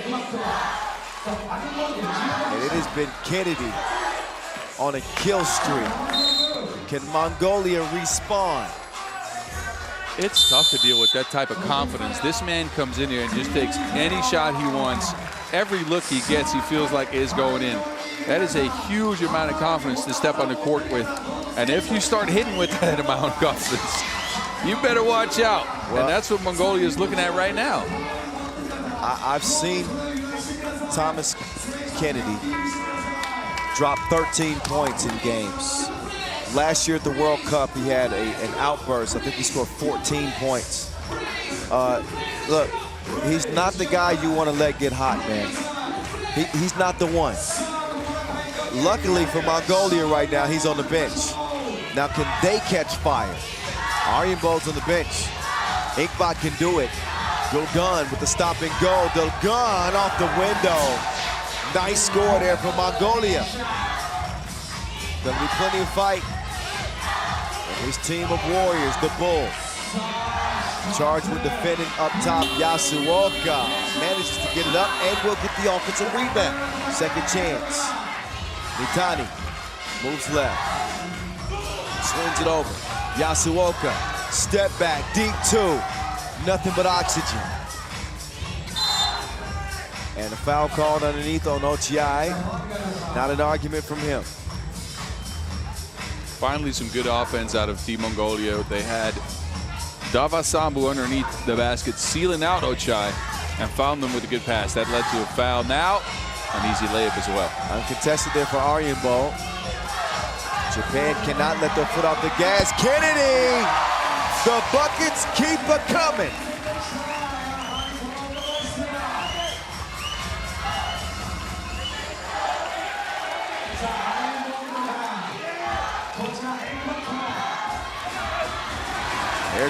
Here comes Kennedy. He will share the wealth. So far, it's been a solo act. Uh-oh. So I'm just told that Kennedy only has 10 points. Only 10 points out of 13. Said already, but yeah. Man, whoever told me that needs to be let go immediately. Bogdan. No, I'm just playing. He did say only 10 points, which was ridiculous. So Thomas Kennedy is responsible for all but 3 of Japan's 13 points. That's ridiculous. Yeah. Okay. Hitting shots from everywhere. Now just getting layups too, not just twos. Wow. Kennedy, the man is butter on a roll. How you gonna stop that? He's hotter than chili oil. Take cover. The man is shooting everybody in sight.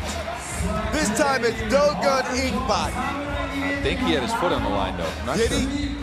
Oh, that's a one. It don't matter. It don't matter. That's 11 of 14 points, Boz.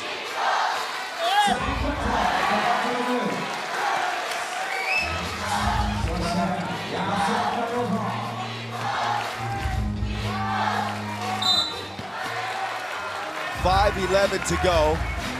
It is Thomas Kennedy against Mongolia. and Thomas Kennedy is winning. There's nothing you can do as far as Mongolia because they've played perfect defense on him. They've been in his face, right on top of him, and he's still knocked down every shot. Oh. Technical foul now on the Mongolians as well. Oh, that's not good. Now, you know what's going to happen now. That puts Thomas Kennedy at the free throw line. This guy ain't missed nothing. Hardly. He ain't missed a shot. He ain't missed a dentist appointment. He ain't missed a kid's birthday. Oh, look at that, guys. It ain't just him. Japan just surgically right now dissecting Mongolia besides the Mount Fiji eruption that Thomas Kennedy's putting out there on the half court. I love it. Mount Fuji. Fuji, you're right. That's all right. I'm sorry. I got what you meant. It doesn't matter. I got your back. I actually went out to Mount Fuji the other day. Did you get to see the mountain? And I didn't see a thing. We went on a cloudy day and we wasted a 3.5-hour train trip. That was a low light of my trip this year. 16-7. Get the ball to Thomas Kennedy and get out of the way, please. Okay, never mind. It's broken up. The Horsemen.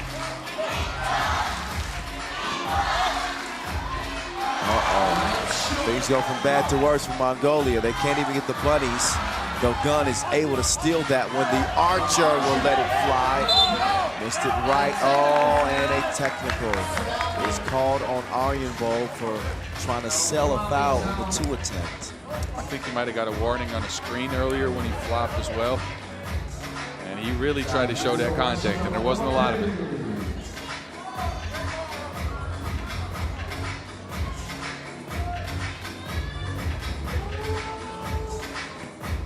Thomas Kennedy, yes.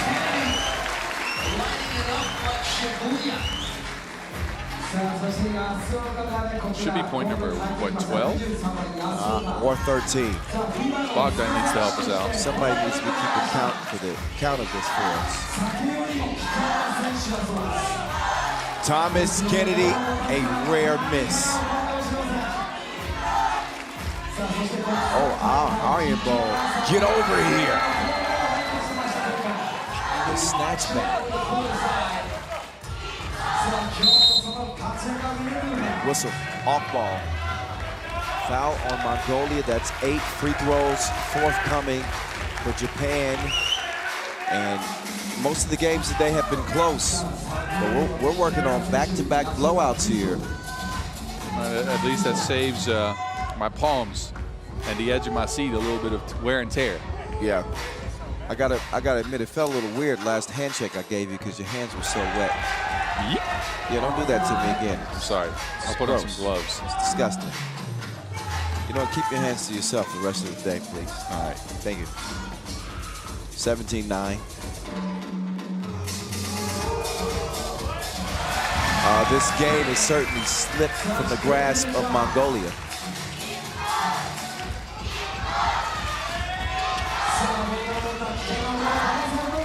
The bull to no Batar. No.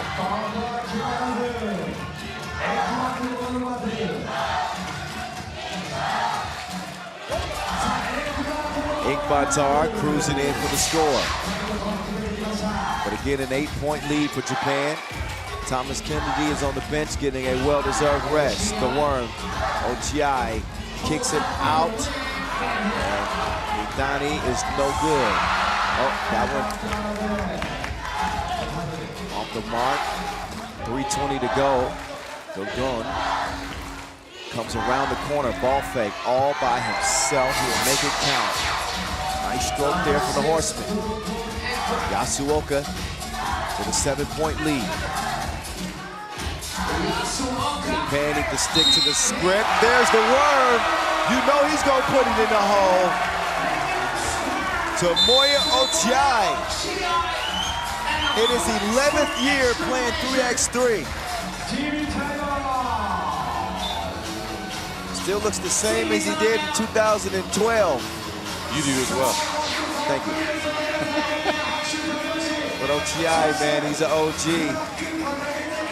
Yeah, and again, we talked about this before, his transition from being the go-to guy to now being the connective tissue on his team, Japan, screening, rolling, hitting twos when needed, now getting a big bucket down the stretch. But look at the scores, 13 for Thomas Early Kennedy. I think ridiculous. he is outscored. He's outscored Mongolia by himself. Just completely ridiculous. And he's back out there. Uh-oh. And two, actually. He's going to get 2 shots. Penalty. First free throw. OTI, no good. He's got another one that will give Team Japan game point. Shout out to the Japanese women who got a win earlier as well, but some unfortunate news to pass along for their team. That's for later. I don't want to kill the vibe. No, we'll get to that. We'll get to that later. Under 3 minutes to go. The Bull. All right, easy work. But all they need is one. Who's gonna do the honors, boss? Well, is it him? Yeah. That's a heat check. Now it's cleared. Yasuoka, 2 up, 2 down. Japan, 2 months for Mongolia. 22-12. A runaway W for the home team. Thomas Kennedy set the table. And Yasuoka finishes the dish. A brilliant performance for the Japanese as they dismantle Mongolia in their first pool play game. Not bad at all. So Mongolia are certainly going to have to figure some things out. I'm not sure if they had game plan for Thomas Early Kennedy. They didn't know it was going to be an all-day affair. That's exactly what it was. Ooh-wee. Okay, Thomas Kennedy standing by courtside with Boz Rosendahl.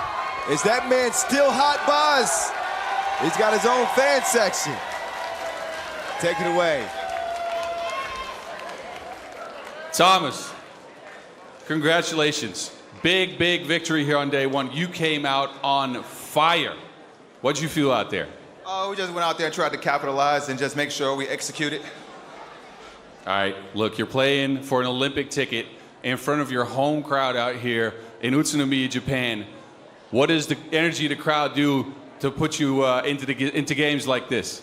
Absolutely amazing. The energy was great, and it just felt like a home game for us, and we wanted to do something to make them proud. All right, thanks, man. Congratulations. Back to you, Kyle. Yeah, he's humble. He's humble, but his game speaks loudly. Thomas Early Kennedy, ladies and gentlemen, with a 13-point outburst in that Japan win. Look out for the homestanding Japanese. Again, just handling Mongolia with ease.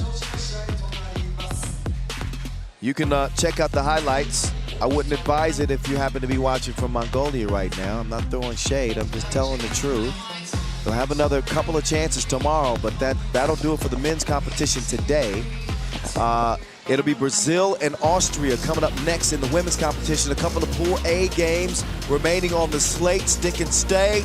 2 more 10-minute sprints to go.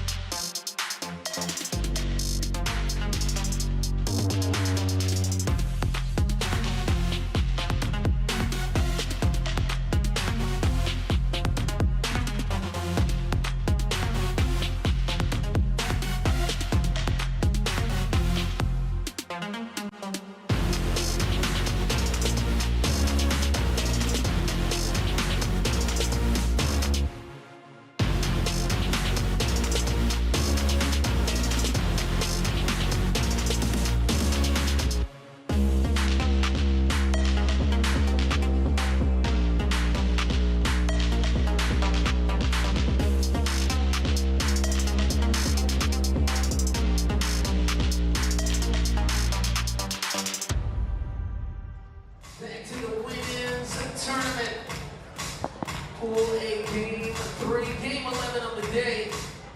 And We go back to women's Pool A action. Brazil and Austria. Both teams have played a game already today, both resulting in a loss. Team Brazil is going to come out first. They played Team Germany, and it was a tight one. They were down big early, but they came all the way back at the hands of Clarissa dos Santos, number 11, who had 8.7 rebounds to at least bring her team to overtime. She's joined by Taina Luena and Victoria Marcelino. This is your Team Brazil. They play a hard-nosed brand of 3x3. They go and try and score on you underneath the basket. Came up just short against the Germans in a 17-16 overtime loss. So they need this victory. But you know who else needs this victory? Team Austria.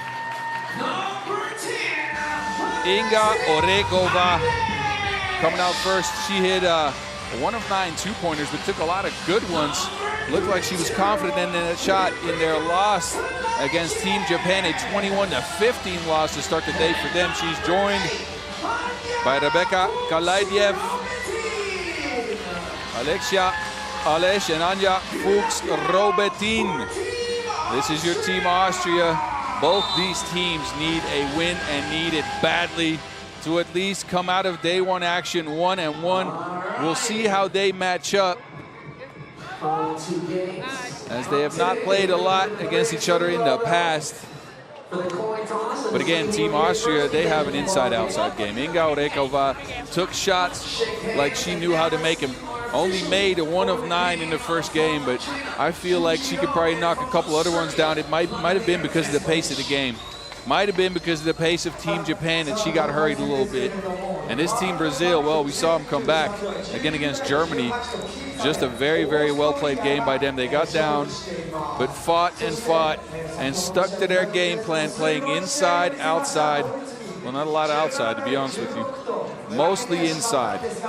They did not hit a single two-point shot, Kyle. Yeah, I know. I credit Brazil for their grit, right? But they got to put themselves in a better position early in the game. You don't want to have to find your way digging out of a 6-point hole. And it's going to be very important how this game starts for both of these teams. You know, when you look at Austria, who lost to Japan 15-21, they ran into a blazing hot Yura Imura, and they also found themselves in a little bit of a hole. So here they are, both coming in with no wins to their name. Critical game for both of these teams in their hopes to get to day 3. So we will find out here and now who's going to get that important victory. 1 of 2 games left. Kyle Montgomery, Boz Rosendahl on the mic with you. We are having fun. I think you can probably tell. Maybe too much fun. Nah, we're good. Come on now. I think it's you, Boz. We got to reel you in a little bit. I'm a little bit hungry. It might be because of that. If you start talking about food again. No, I won't. If you start talking about food one more time, Boz. This is a country with one of my favorite, more of my favorite foods. I mean, you can't blame me, man. Facts, though. The food out here is amazing. Meantime, long shot, too long. Track down.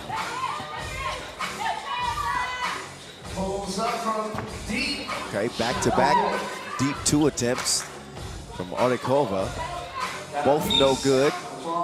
As Brazil have an early 1-0 lead. Kalaidiev will come in for the Austrians. A success story no matter the outcome out here. Just good to see her playing 3x3. Always happy to see her on the court. So Becca will give it up. Screen away. Fuchs-Robertson, nowhere to go, but give it up. Kalaidiev, off balance, falling away. 2-piece, no biscuit. 2-2. This is what Austria needs. They only made 2 of 12 twos in their loss against Team Japan. They need consistent outside shooting, and Rebecca Kalaidiev can probably provide that. She was one of 2 players to hit at least a single 2 in their first game. There's Victoria. Victoria Marcelino. 3-2. Brazil leading by 1 early. So both teams have some capability offensively. When you look at the matchup, you don't exactly think that this is going to be a score fest. No, unless, again, Team Austria can open up a can of 2s, but it will be physical defense, hard-nosed. We're going to see Orekova take a bunch of shots, I'll tell you that. We've seen that. I think that's her 3rd attempt. She hasn't got one to go down yet in the first minute and a half. Victoria scored on the inside. She can't get it to go from the outside. It's Kalidiev. The dribble drive to the left, Wild shot. Luana, 2 on the way. Hits the heel of the rim and a whistle on red. The first foul on Austria as each team have a foul apiece. Brazil ball and get a fresh shot clock. Brazil, who have at least picked up some medals in the Continental Cups, the AmeriCup. Victoria lining one up again, no good. Oh, Dos Santos got her lunch packed. But she will stick with it and sticks to shorty. In the meantime, for Austria, while they have been a team on the rise, they have not found themselves on the podium in any competition as of yet.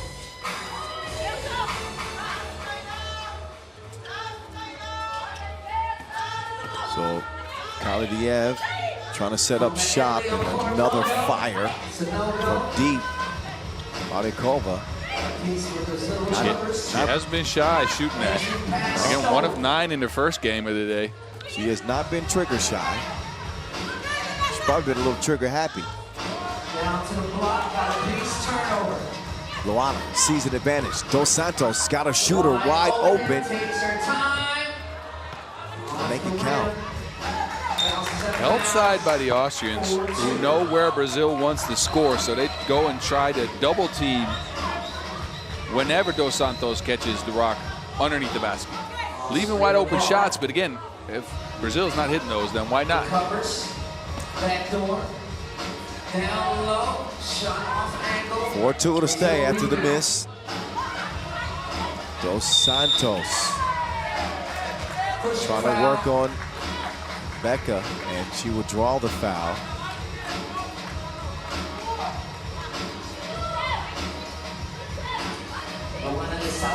Take it out. Down to the block. And Dos Santos utilizing that size. Got some nice touch too with the footwork. Kalidiev takes her out in the deep end. You better get your floaties out. Oh, right back. So they trade a 2-for-1. I think Austria will take that every time. Oh, Kalidiev. Oh, she's a ballerina. Man, spinning out here like a Beyblade. She's got all 5 points for Austria.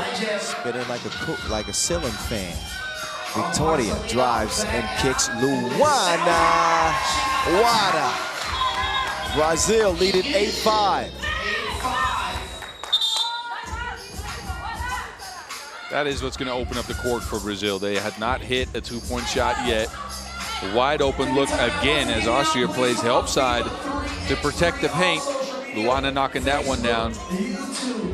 And, you know, I've seen Luana perform well at the AmeriCup stages. She's actually a good shooter.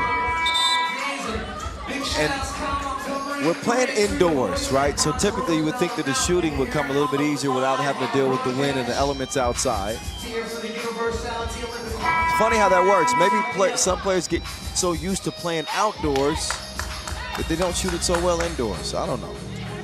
They also played one of the better defensive teams in Germany, so that might have a little bit to do with it. But I always like playing outdoors better than indoors, actually. Really? Yeah, because I was a little bit of a shooter, but I couldn't shoot that well. But that meant that I didn't have to put as much pressure out on the shooters. If it was windy, it was my advantage because I was scoring inside, and those are easy looks. Shooters from the outside couldn't hit. Oh, without a doubt. There's Luana looking for her second 2-ball. No, Dos Santos, rebound. And the whistle. So Brazil seem to be the aggressors in this one. Obviously, Austria's porous outside shooting has not helped their cause. They've gotten some looks, they forced a few. And Brazil is pretty much just sticking to what they know. They're not forcing any offense, and here they are leading 9-5. Utsunomiya swings it over. Arekova finally gets one to go. So that 2-ball gets Austria within 2. Dos Santos putting her own spin on things. She won't hold on to the Wilson. And then Luana will get called for the foul, which is number 3 now on Brazil.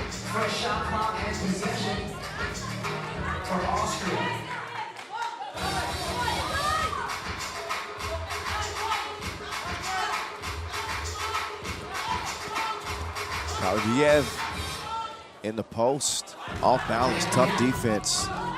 Probably got the best advised shot. Oh, cross.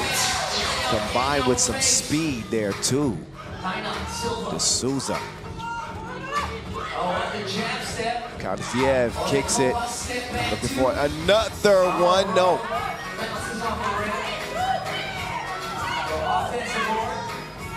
Right back up. Lost it inside. Poked away. Not cleanly. Not cleanly though. That is a foul on the wrist. The 4th on Brazil.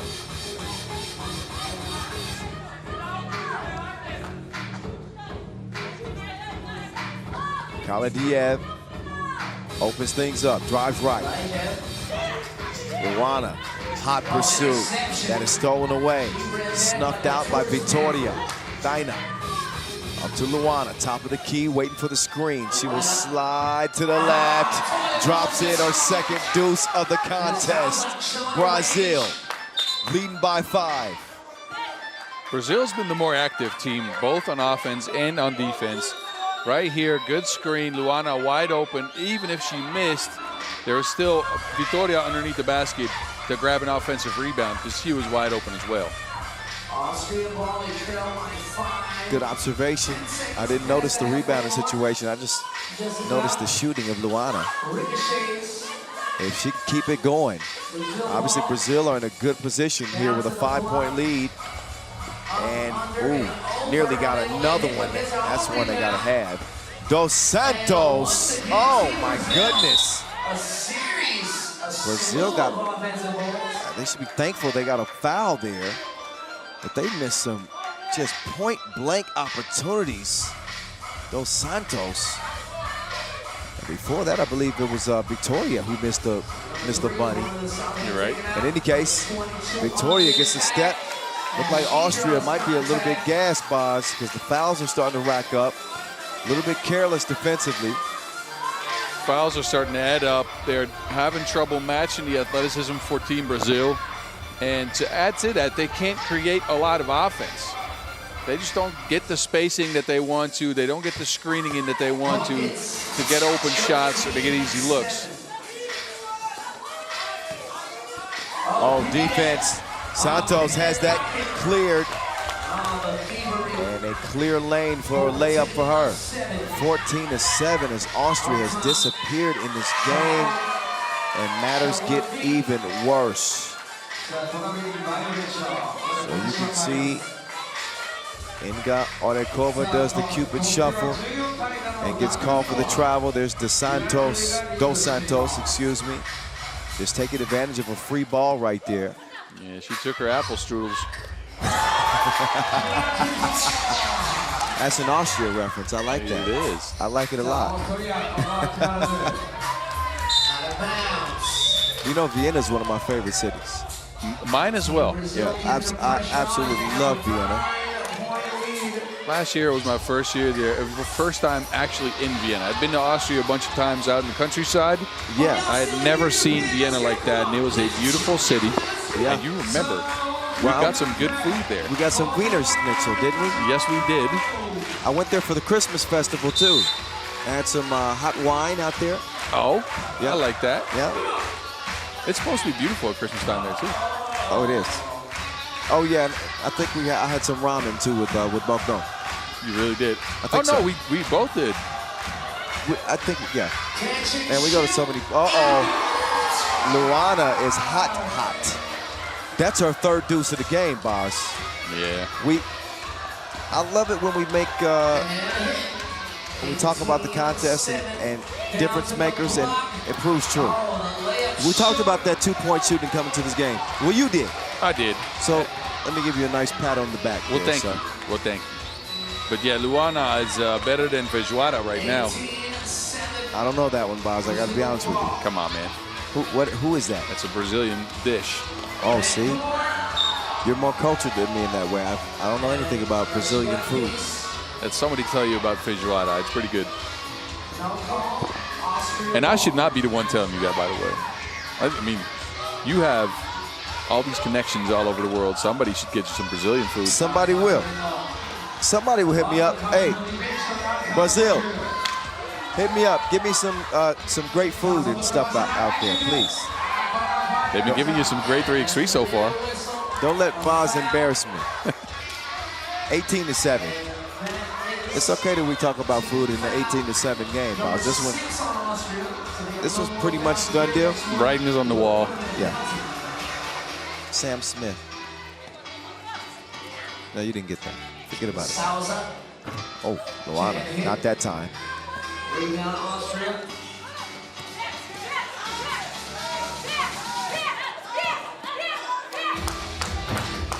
So firing away, Austria continue, but they're not shooting at a high percentage at all. Victoria has that pass deflected. I like how Brazil made an adjustment in the last game against Germany to change their defensive style, to switch, come out and put more pressure on the ball, to use the athletic ability that they have. They've continued that here against Team Austria, and it's leading to a, well, possibly a victory, but 18-7 lead right now. With 2:40 to play. And, you know, there are no moral victories. There are no shoulda, coulda, wouldas, but with that said, Brazil could be looking at a 2-0 record now. They had every chance that they could have asked for against Germany to potentially win that game in overtime. They couldn't get it done. Who knows how it will affect them going forward, but I'll tell you what, if they can win this game by 10 points or more, that's going to still put them in a good position heading into day 2 with just one game remaining. Yeah, you're right. And they did what they had to do coming out of that game 1, and is not let that loss get them down, but take away the key points to try and use in the next game. The things that went well, the things that you did that worked, and they've been doing just that. And peep this out. Their final game will be against a 3-member Japan team tomorrow. So yeah, a 2-1 record. That's going to put them in good position. Austria still fighting. Important for Brazil to finish this game strong. Because in the event of a tiebreaker scenario, they need their margin of victory to be substantial. Kalidiev, no. Dina will track down the rebound. Dos Santos was not looking for it. Oh, but she gets it back. The scoop is no good. Offensive rebound and another whistle on Austria. That is the 7th. 2 free throws coming up for Dos Santos with 1:44 to go.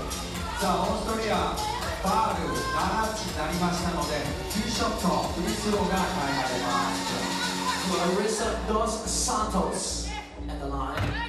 Oh, yeah, Dos Santos. Gets it to fall.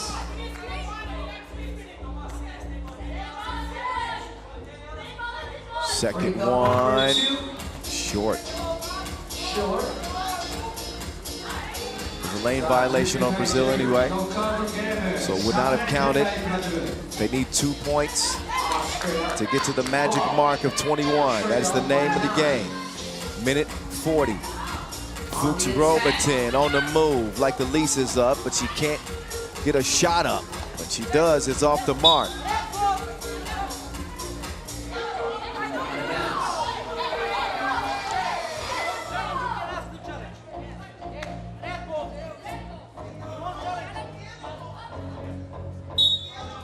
there's a discrepancy on whose ball it should be. Smart challenge by Brazil. Again, you want to keep your foot on the gas. It feels like they've slowed down just a little bit over the last couple of minutes. Again, like you alluded to earlier, you want to come out of this game with confidence. And a challenge like this, retaining possession, surely helps with that. Well, even more so than confidence, it's the margin of victory. Again, in a group where the top two move on, it's going to come down to potential tiebreaker for that second spot, and 10-point win looks good. They managed 16 points and held Germany to 17 in their opening loss. So. Look at you coming out with the calculator on day one. Well, look, boss, you know, quick math. Quick maths. Okay. Quick math with an F. I'm taking you to Ebonics school. Quick hands. Dinah. 7 seconds on the shot clock, Austria ball. And Team Austria ball. Now Austria won a timeout. Their discussion now should be with about 1:30 left. And they're down big. They should be how to get as many points as possible still. And get a lot of twos up, right? So how can we get a player open, specifically, I think, Oreka or Kalaidiev, how can we get them open for easy looks? How can we get them easy shots to make sure we get as many points and maybe still get goals? I mean, this is 3x3. You never know. Minute 27, Boz. Listen, I get what you're saying. I would say wishful thinking, though. Got to get the bunnies. This game could end. Oh, reverse layup attempt. Just put it up with the left. Kalaidiev, that's good. Luana and Victoria share it. Dinah down to Victoria. Bucket. Game point for Brazil. Oh, that two was online. Rebecca couldn't hit it. Dinah, couple of moves. Great defense, tipped out to the wrong team. Luana, no, Dinah, yes, Brazil! Brazil! They are still very much alive. They bounced back from an opening loss to Germany in overtime. And they send Austria to an 0-2 record. So 21-11 is the final tally. A 10-point win for Team Brazil. So Austria will not be getting the Olympic ticket. Tough opening day for them. Again, they'll be able to wrap up their action tomorrow, but only two can move on out of the group straight to the semifinals. That is the way the game goes here at UOQT #2. Step aside for a moment. Enjoy the moving pictures, if you will. A dominant performance from Brazil. One game left on the schedule. Wow, it is Germany, it is Japan to wrap up the day. Stick around.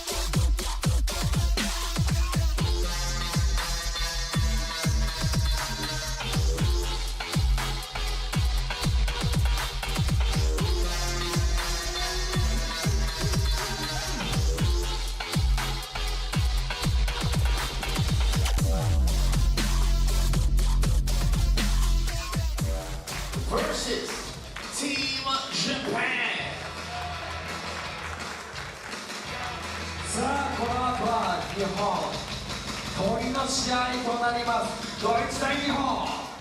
now, representing the team of Germany, number 21, Prefecture. All righty, Buzz. One more contest to close day one's action.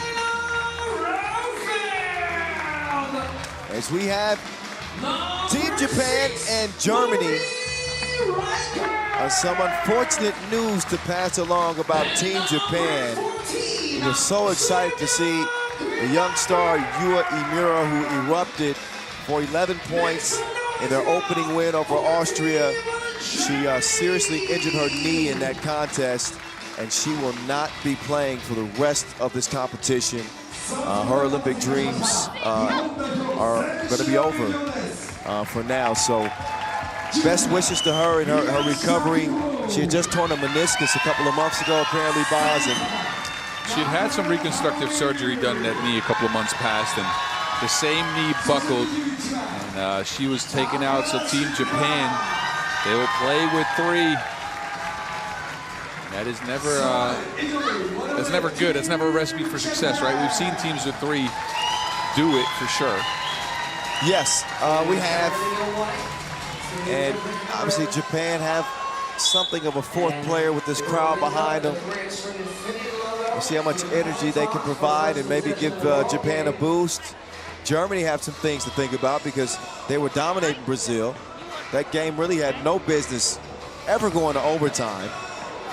They were able to pull it out in OT, 17-16, and did get the win, but I think hopefully they're quick learners. And Germany get an early wake-up call to never let your foot off the gas no matter what. This is a game where they're going to have a distinct advantage playing with against a team with just 3 players, no sub. I think for Germany, they got to treat this like the Autobahn. Pedal to the metal, all the way. They have to, when it comes to physicality, inside play, game plan, execution, yes. Speed, no, because that still favors Japan, even though they play with 3. You want to play big as far as Germany. You want to play through Sonja Greinacher, Marie Reichert as a, well, not a backup, but as when Sonja sits. So my question in that regard is who's going to help Sunny G? She had 12 points in their victory over Brazil. It's crazy. The rest of the team totaled 5. 12 points and 6 rebounds. So, yeah, she filled the stat sheet up. Shot it great from Tulane. Didn't miss one, as a matter of fact, 2 for 2. So,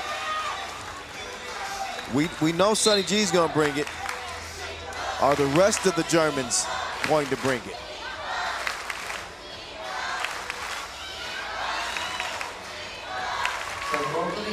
I'm curious to see what tactic Japan is going to put out on the half court here. Again, they're missing their biggest scorer, their explosive young star, Utsunomiya. They still, I think, want this game to be a race. They just want to take a lot of 2s. Who's going to shoot him? Well, I'll tell you what, if Japan can hit 2s at a steady rate, then that's going to give them a chance. I don't think trading 1 for 1 is in their best interest. No, it's not. Because Germany can do that with it. Pass is deflected. The crowd are certainly doing their job. I don't know what the capacity is here. But I'd say we got almost, what, 2,000 people maybe? 1,500? 1,500, I'd say.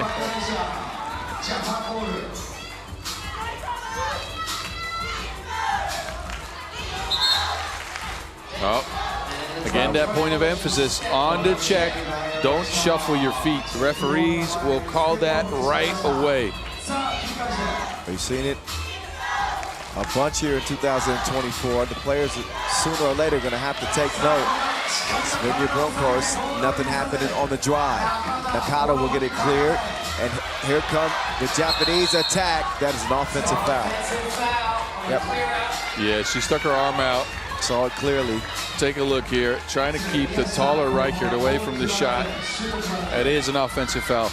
Look, watch this for Japan. They have set matchups on defense, and they are not switching anything. Unless it's really, really necessary, like that one. I saw that. But Takada is going to stick with Rodefeld, and it is going to exert a lot of energy. And they also already have to exert a ton of energy on the offensive end, so I'm very curious to see how this is going to go. What a save by Sonny G. She will misfire it from deep. Blue course is in. He's coming in and giving her teammates a message saying, settle down, settle down. That's what they need to do, because Japan is going to come out and try to punch Germany in the mouth, because that is, again, the only way they get to win the game, if they go out and get up early. Well, I'll tell you what, if Japan somehow win this game, it would turn this pool on its ear. Yes. It would turn this pool on its ear. The odds are not in their favor. They lose sight of Reichert, and an easy score for the Germans. Oh, what a backdoor cut and find. I see you, Miyashita.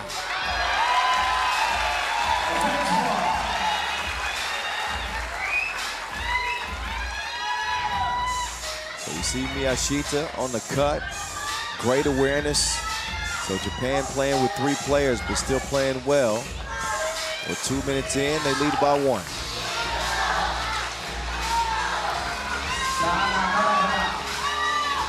Takada, step back, launches it from deep. I don't mind seeing twos from him, Boz. I think, again, that'll be the difference, but they need to be good twos. Yeah, you don't want to see prayers. Yeah, not forced twos. You know, create some looks off some actions, but I don't know if they've designed many actions for their two-point shooting. They're a team their success hinges upon their ability to penetrate and drive using that quickness.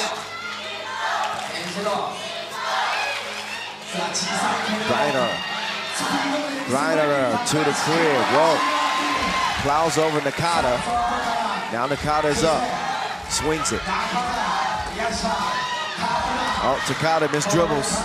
Blue course. Oh, Sonny G wanted to rock. What Sonny G wants, you give it to him. That's why. Whoever's calling you right now, Boz, you tell them that you're working. You just deny a call.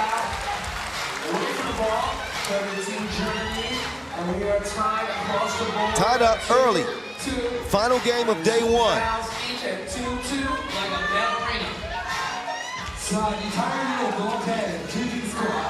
7.5 to go. Nakata changing direction, ran into trouble with Rodefeld defending. Rodefeld now moving right. Screen is set by Reichert. Rodefeld will take it herself. Reichert is there to clean things up. 1-point edge for Germany. Oh, nice hezzy. Oh, but the feed is missed. Yeah, Shita could not convert. Reichert to Greiner. Greiner deep. Back heel. Rodefeld tracks it down. What a hustle there from Luana. And that'll lead to a German bucket. Credit Rodefeld for that hustle. I thought that ball was headed out of bounds easily. There's the save. Sonny G penetrates, gets a double. Reichert, easy money. Yeah, this is the type of plays you want to get being Germany, right? You know Japan plays with 3, so you want to get the 50-50 balls. You want to get your hand on this type of action and then score out of it. Again, this is not just a game of physicality. Japan is going to get tired, but they have the crowd on their end, so they can get adrenaline going, they can get hype going, and maybe stay in the game that way. As far as Germany goes, you want to put them down by getting all the hustle stats and win the mental game. So far, the arrow points to Germany. Oh, what a fake. Oh, Nakata. She faked her like a Hollywood surgeon.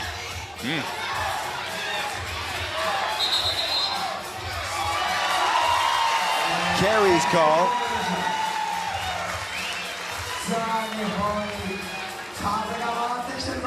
But Reichert had no chance whatsoever.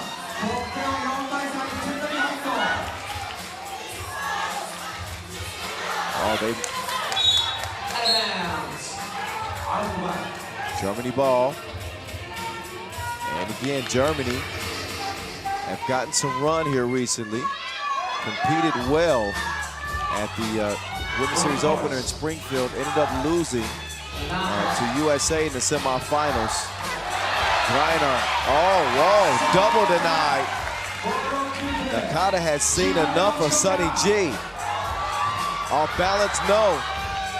Love the effort from Nakata. Love the effort from Nakata. Nakata is playing one heck of a game.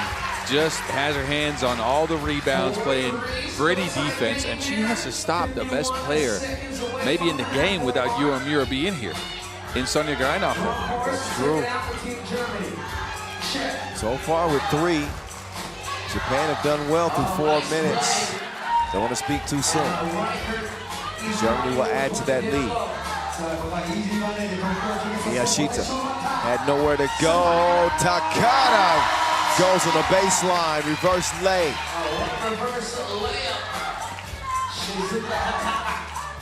Room course, no ma'am.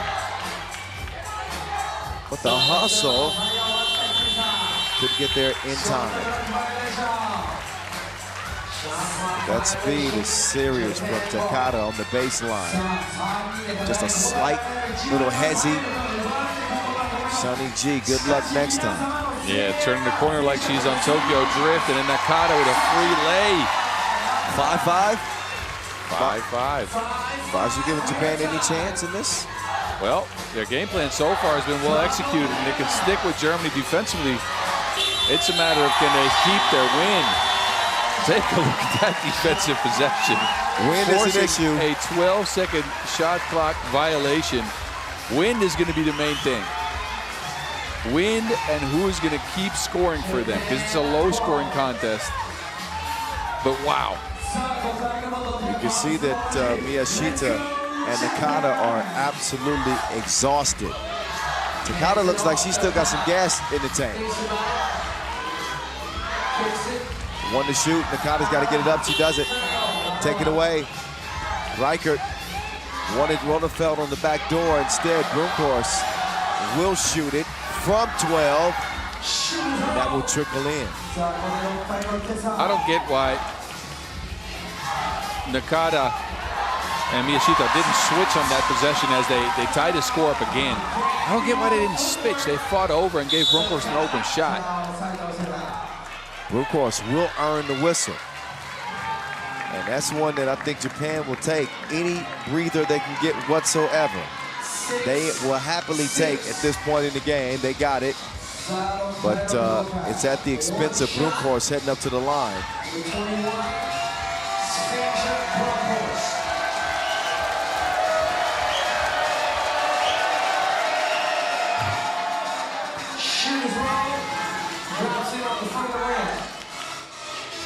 Seven-6.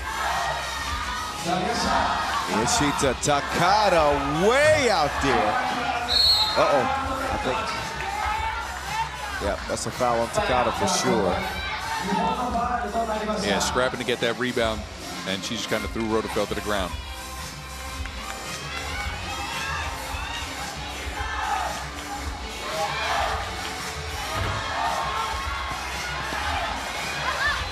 And again, it's Nakata getting her hands on an offensive rebound. I think the possession might stick with Germany. I'm not sure. There's 2 players right on check, but it is Japan ball, it seems like. Japan ball. Are you saying they got a chance? I mean, they're still in the game. They've played 6 minutes, so there's definitely a chance, especially in a low-scoring contest like this. And Takada turns the Jets on again. Wow. She's F1 fast. Now, we're going to see if it's a Sunny G takeover. Ooh, there's a whistle on Sunny G. 3rd foul on Germany.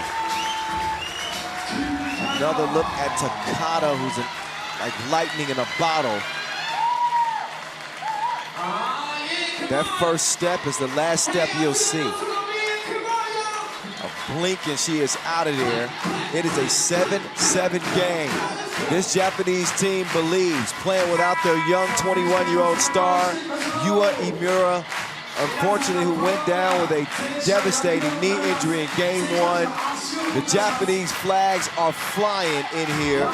The energy is up, way up. 3:43 to go. Germany have not played their best brand of 3x3 really in either game, to be honest. And here they are, locked in another close contest. Japan looking at a 2-0 record, and they will take the lead on the layup. Rutherford, it's broken up. Miyashita to the crib. 2-point lead, Japan. Germany is not getting to its spots. They're not getting Sonny G the ball in a position to score. Their ball screen action isn't working. And they're running out of time. Oh, wow. They needed that. A miracle. Reichert somehow finds the bottom of the bucket with less than a second to shoot. Makes it a 1-point game. Nakata knocked down. No argument from Reichert. It was a shooting foul. Obviously, Japan cannot afford any more injuries. Nakata gives us the thumbs up. She's going to take her time getting up. Oh, plenty of contact. No question about that. Free throw for Nakata.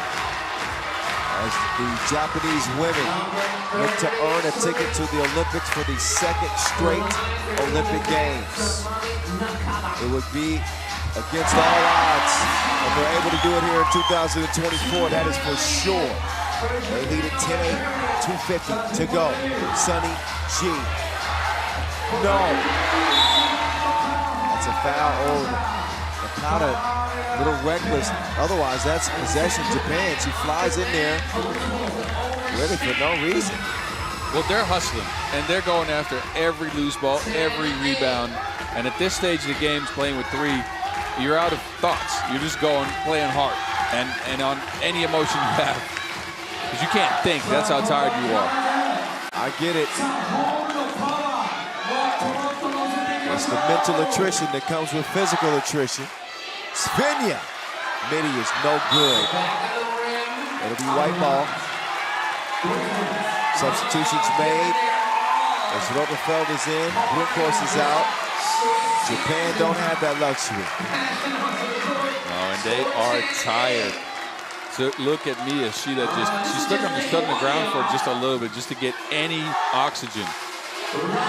Rotherfeld, no. Out of bounds to go, 2:17 to play.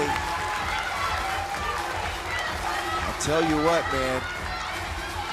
This has been one of the more gutsy efforts we've seen from a team, especially looking at a German team who's the 1 seed here. Japan, it just, well, they throw that one away. That's a mental error for sure, but you got to give credit to their game plan. Again, they know they're down a score, so they lean on defense against this Germany team with that much of a height advantage. Ridiculous. They've done a good job not fouling too, boss. Oh, there's Sonny G. That's too easy. That is too easy. Takada going with the win. Sonny G, not a choice. She will happily give up that foul, as Germany still have 1 more to give, but they didn't want to give up an easy bucket. Takada is out there looking like she's just trying to win a, you know, those cars with the big wheels, what's that called, a drag race? Yes. Like she's trying to win one of those. She got some extra horsepower, indeed. You know, the combo with her and Emira, that speed together, was one type of problem. But I think with Emira's absence, it's really giving Takada a chance to shine. And we're seeing she possesses some of that same ability.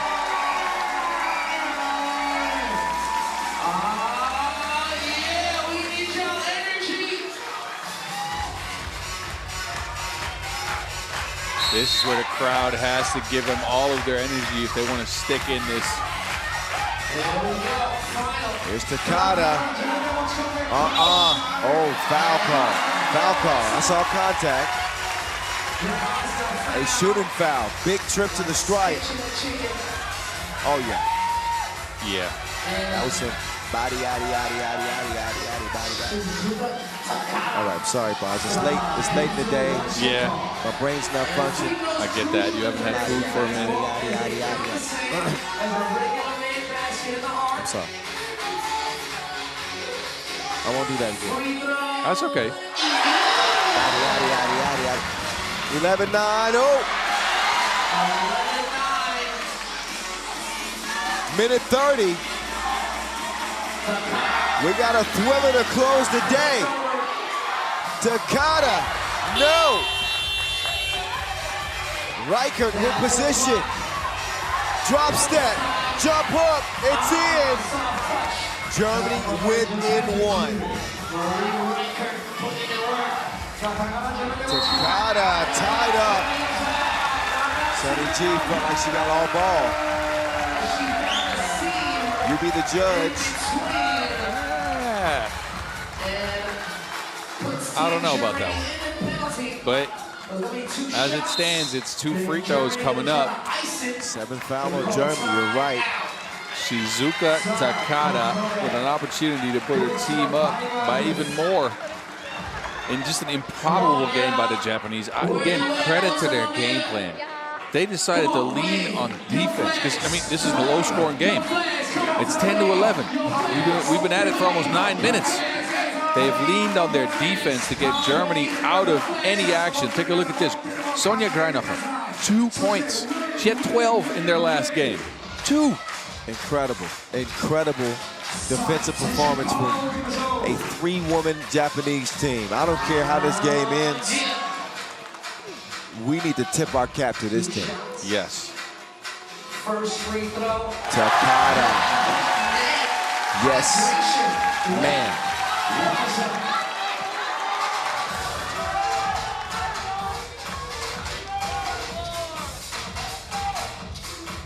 Free throw number 2. Second one is good. Cold like frozen H2O. Rico with the strong drive. Still a 2-point game. Over to Shizuka. Shizuka, no, that length of Rico. A problem, but it's stolen. Miyashita gets the ball moving. 45 seconds to go. Takada, no, forcing a shot up. It's 2v2 right now. 7 to shoot, brute force. Drive and lay in. We got a 1-point contest. Can Japan hold on? Big possession, right here, right now. Takada with the drive, nada. So 18 seconds left. Germany need 1 to tie. Greiner in the post. Greiner, a turnaround shot, no good. Rico, she'll miss it. Are you kidding me? Are you kidding me? They didn't foul? The upset of the day. Japan managed to win their second game 2-0, shocking Germany by 1.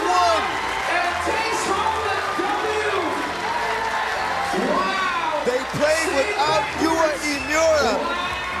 They hold Sonja Greiner, the former world #1, to 2 points in this game. Without a sub, they still get it done. No sub, no problem. Don't look now, but Japan are 2-0 in their own backyard. Just an incredibly played game. And I don't even know who to give credit to. Takada was everywhere on offense, but again, because their defense was what they leaned on, I want to give a huge shout out to all 3 players, but mainly Tamami Nakata, who was everywhere, taking Sonja Greinacher out of the game, getting her hands on loose balls, getting offensive rebounds, extra possessions for her team. I don't even know if she scored a point, but she might have been the most impactful player on the court. Boz, I gotta be honest with you. I am absolutely stunned. I am absolutely stunned that Japan managed to win that game. I thought Germany would be pissed off about how they played against Brazil. They're looking at a three-member Japan team, and I thought they'd get to business. To me, this is a very telling game for both teams. It tells me a hell of a lot about the heart of Japan, and it tells me that Germany may not be as dominant of a team as we thought coming into this competition. Yeah, you might be right about that.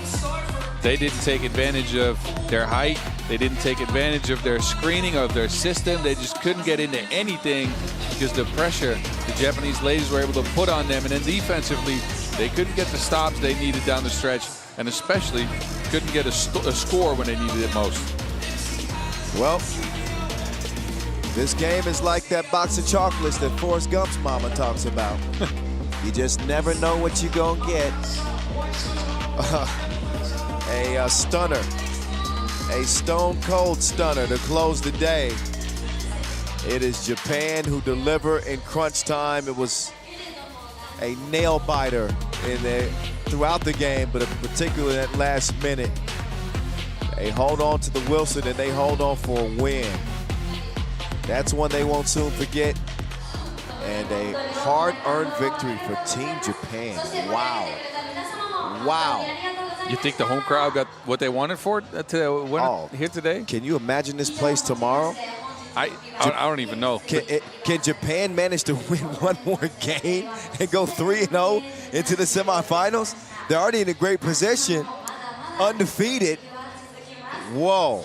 Well, that was an exciting opening day of this UOQT #2 here in Utsunomiya. Of course, tomorrow, as we get a look at the pools, you see who has 1 game left and 2 games left, respectively. A couple of games left in men's Pool B action. Japan with Thomas Kennedy putting on a show. France was excellent as well. And in the women's competition, 2-0 Japan leading this group. I don't know how many people picked it to turn out that way at the end of day 1. Canada with a couple of games tomorrow as well. But wow, Boz, what a day of work. A lot of fun, my friend. Sure was. Are you ready to get back at it tomorrow, 3 o'clock local time? Yes, sir. You better be there. You better. I'm counting on it. Hey, appreciate you guys for watching. UOQT, day #2 from here in Utsunomiya. As pool play will come to a close, we will see you tomorrow. Same spot, same time, 3 p.m. sharp. Don't be late. Enjoy your night or your day.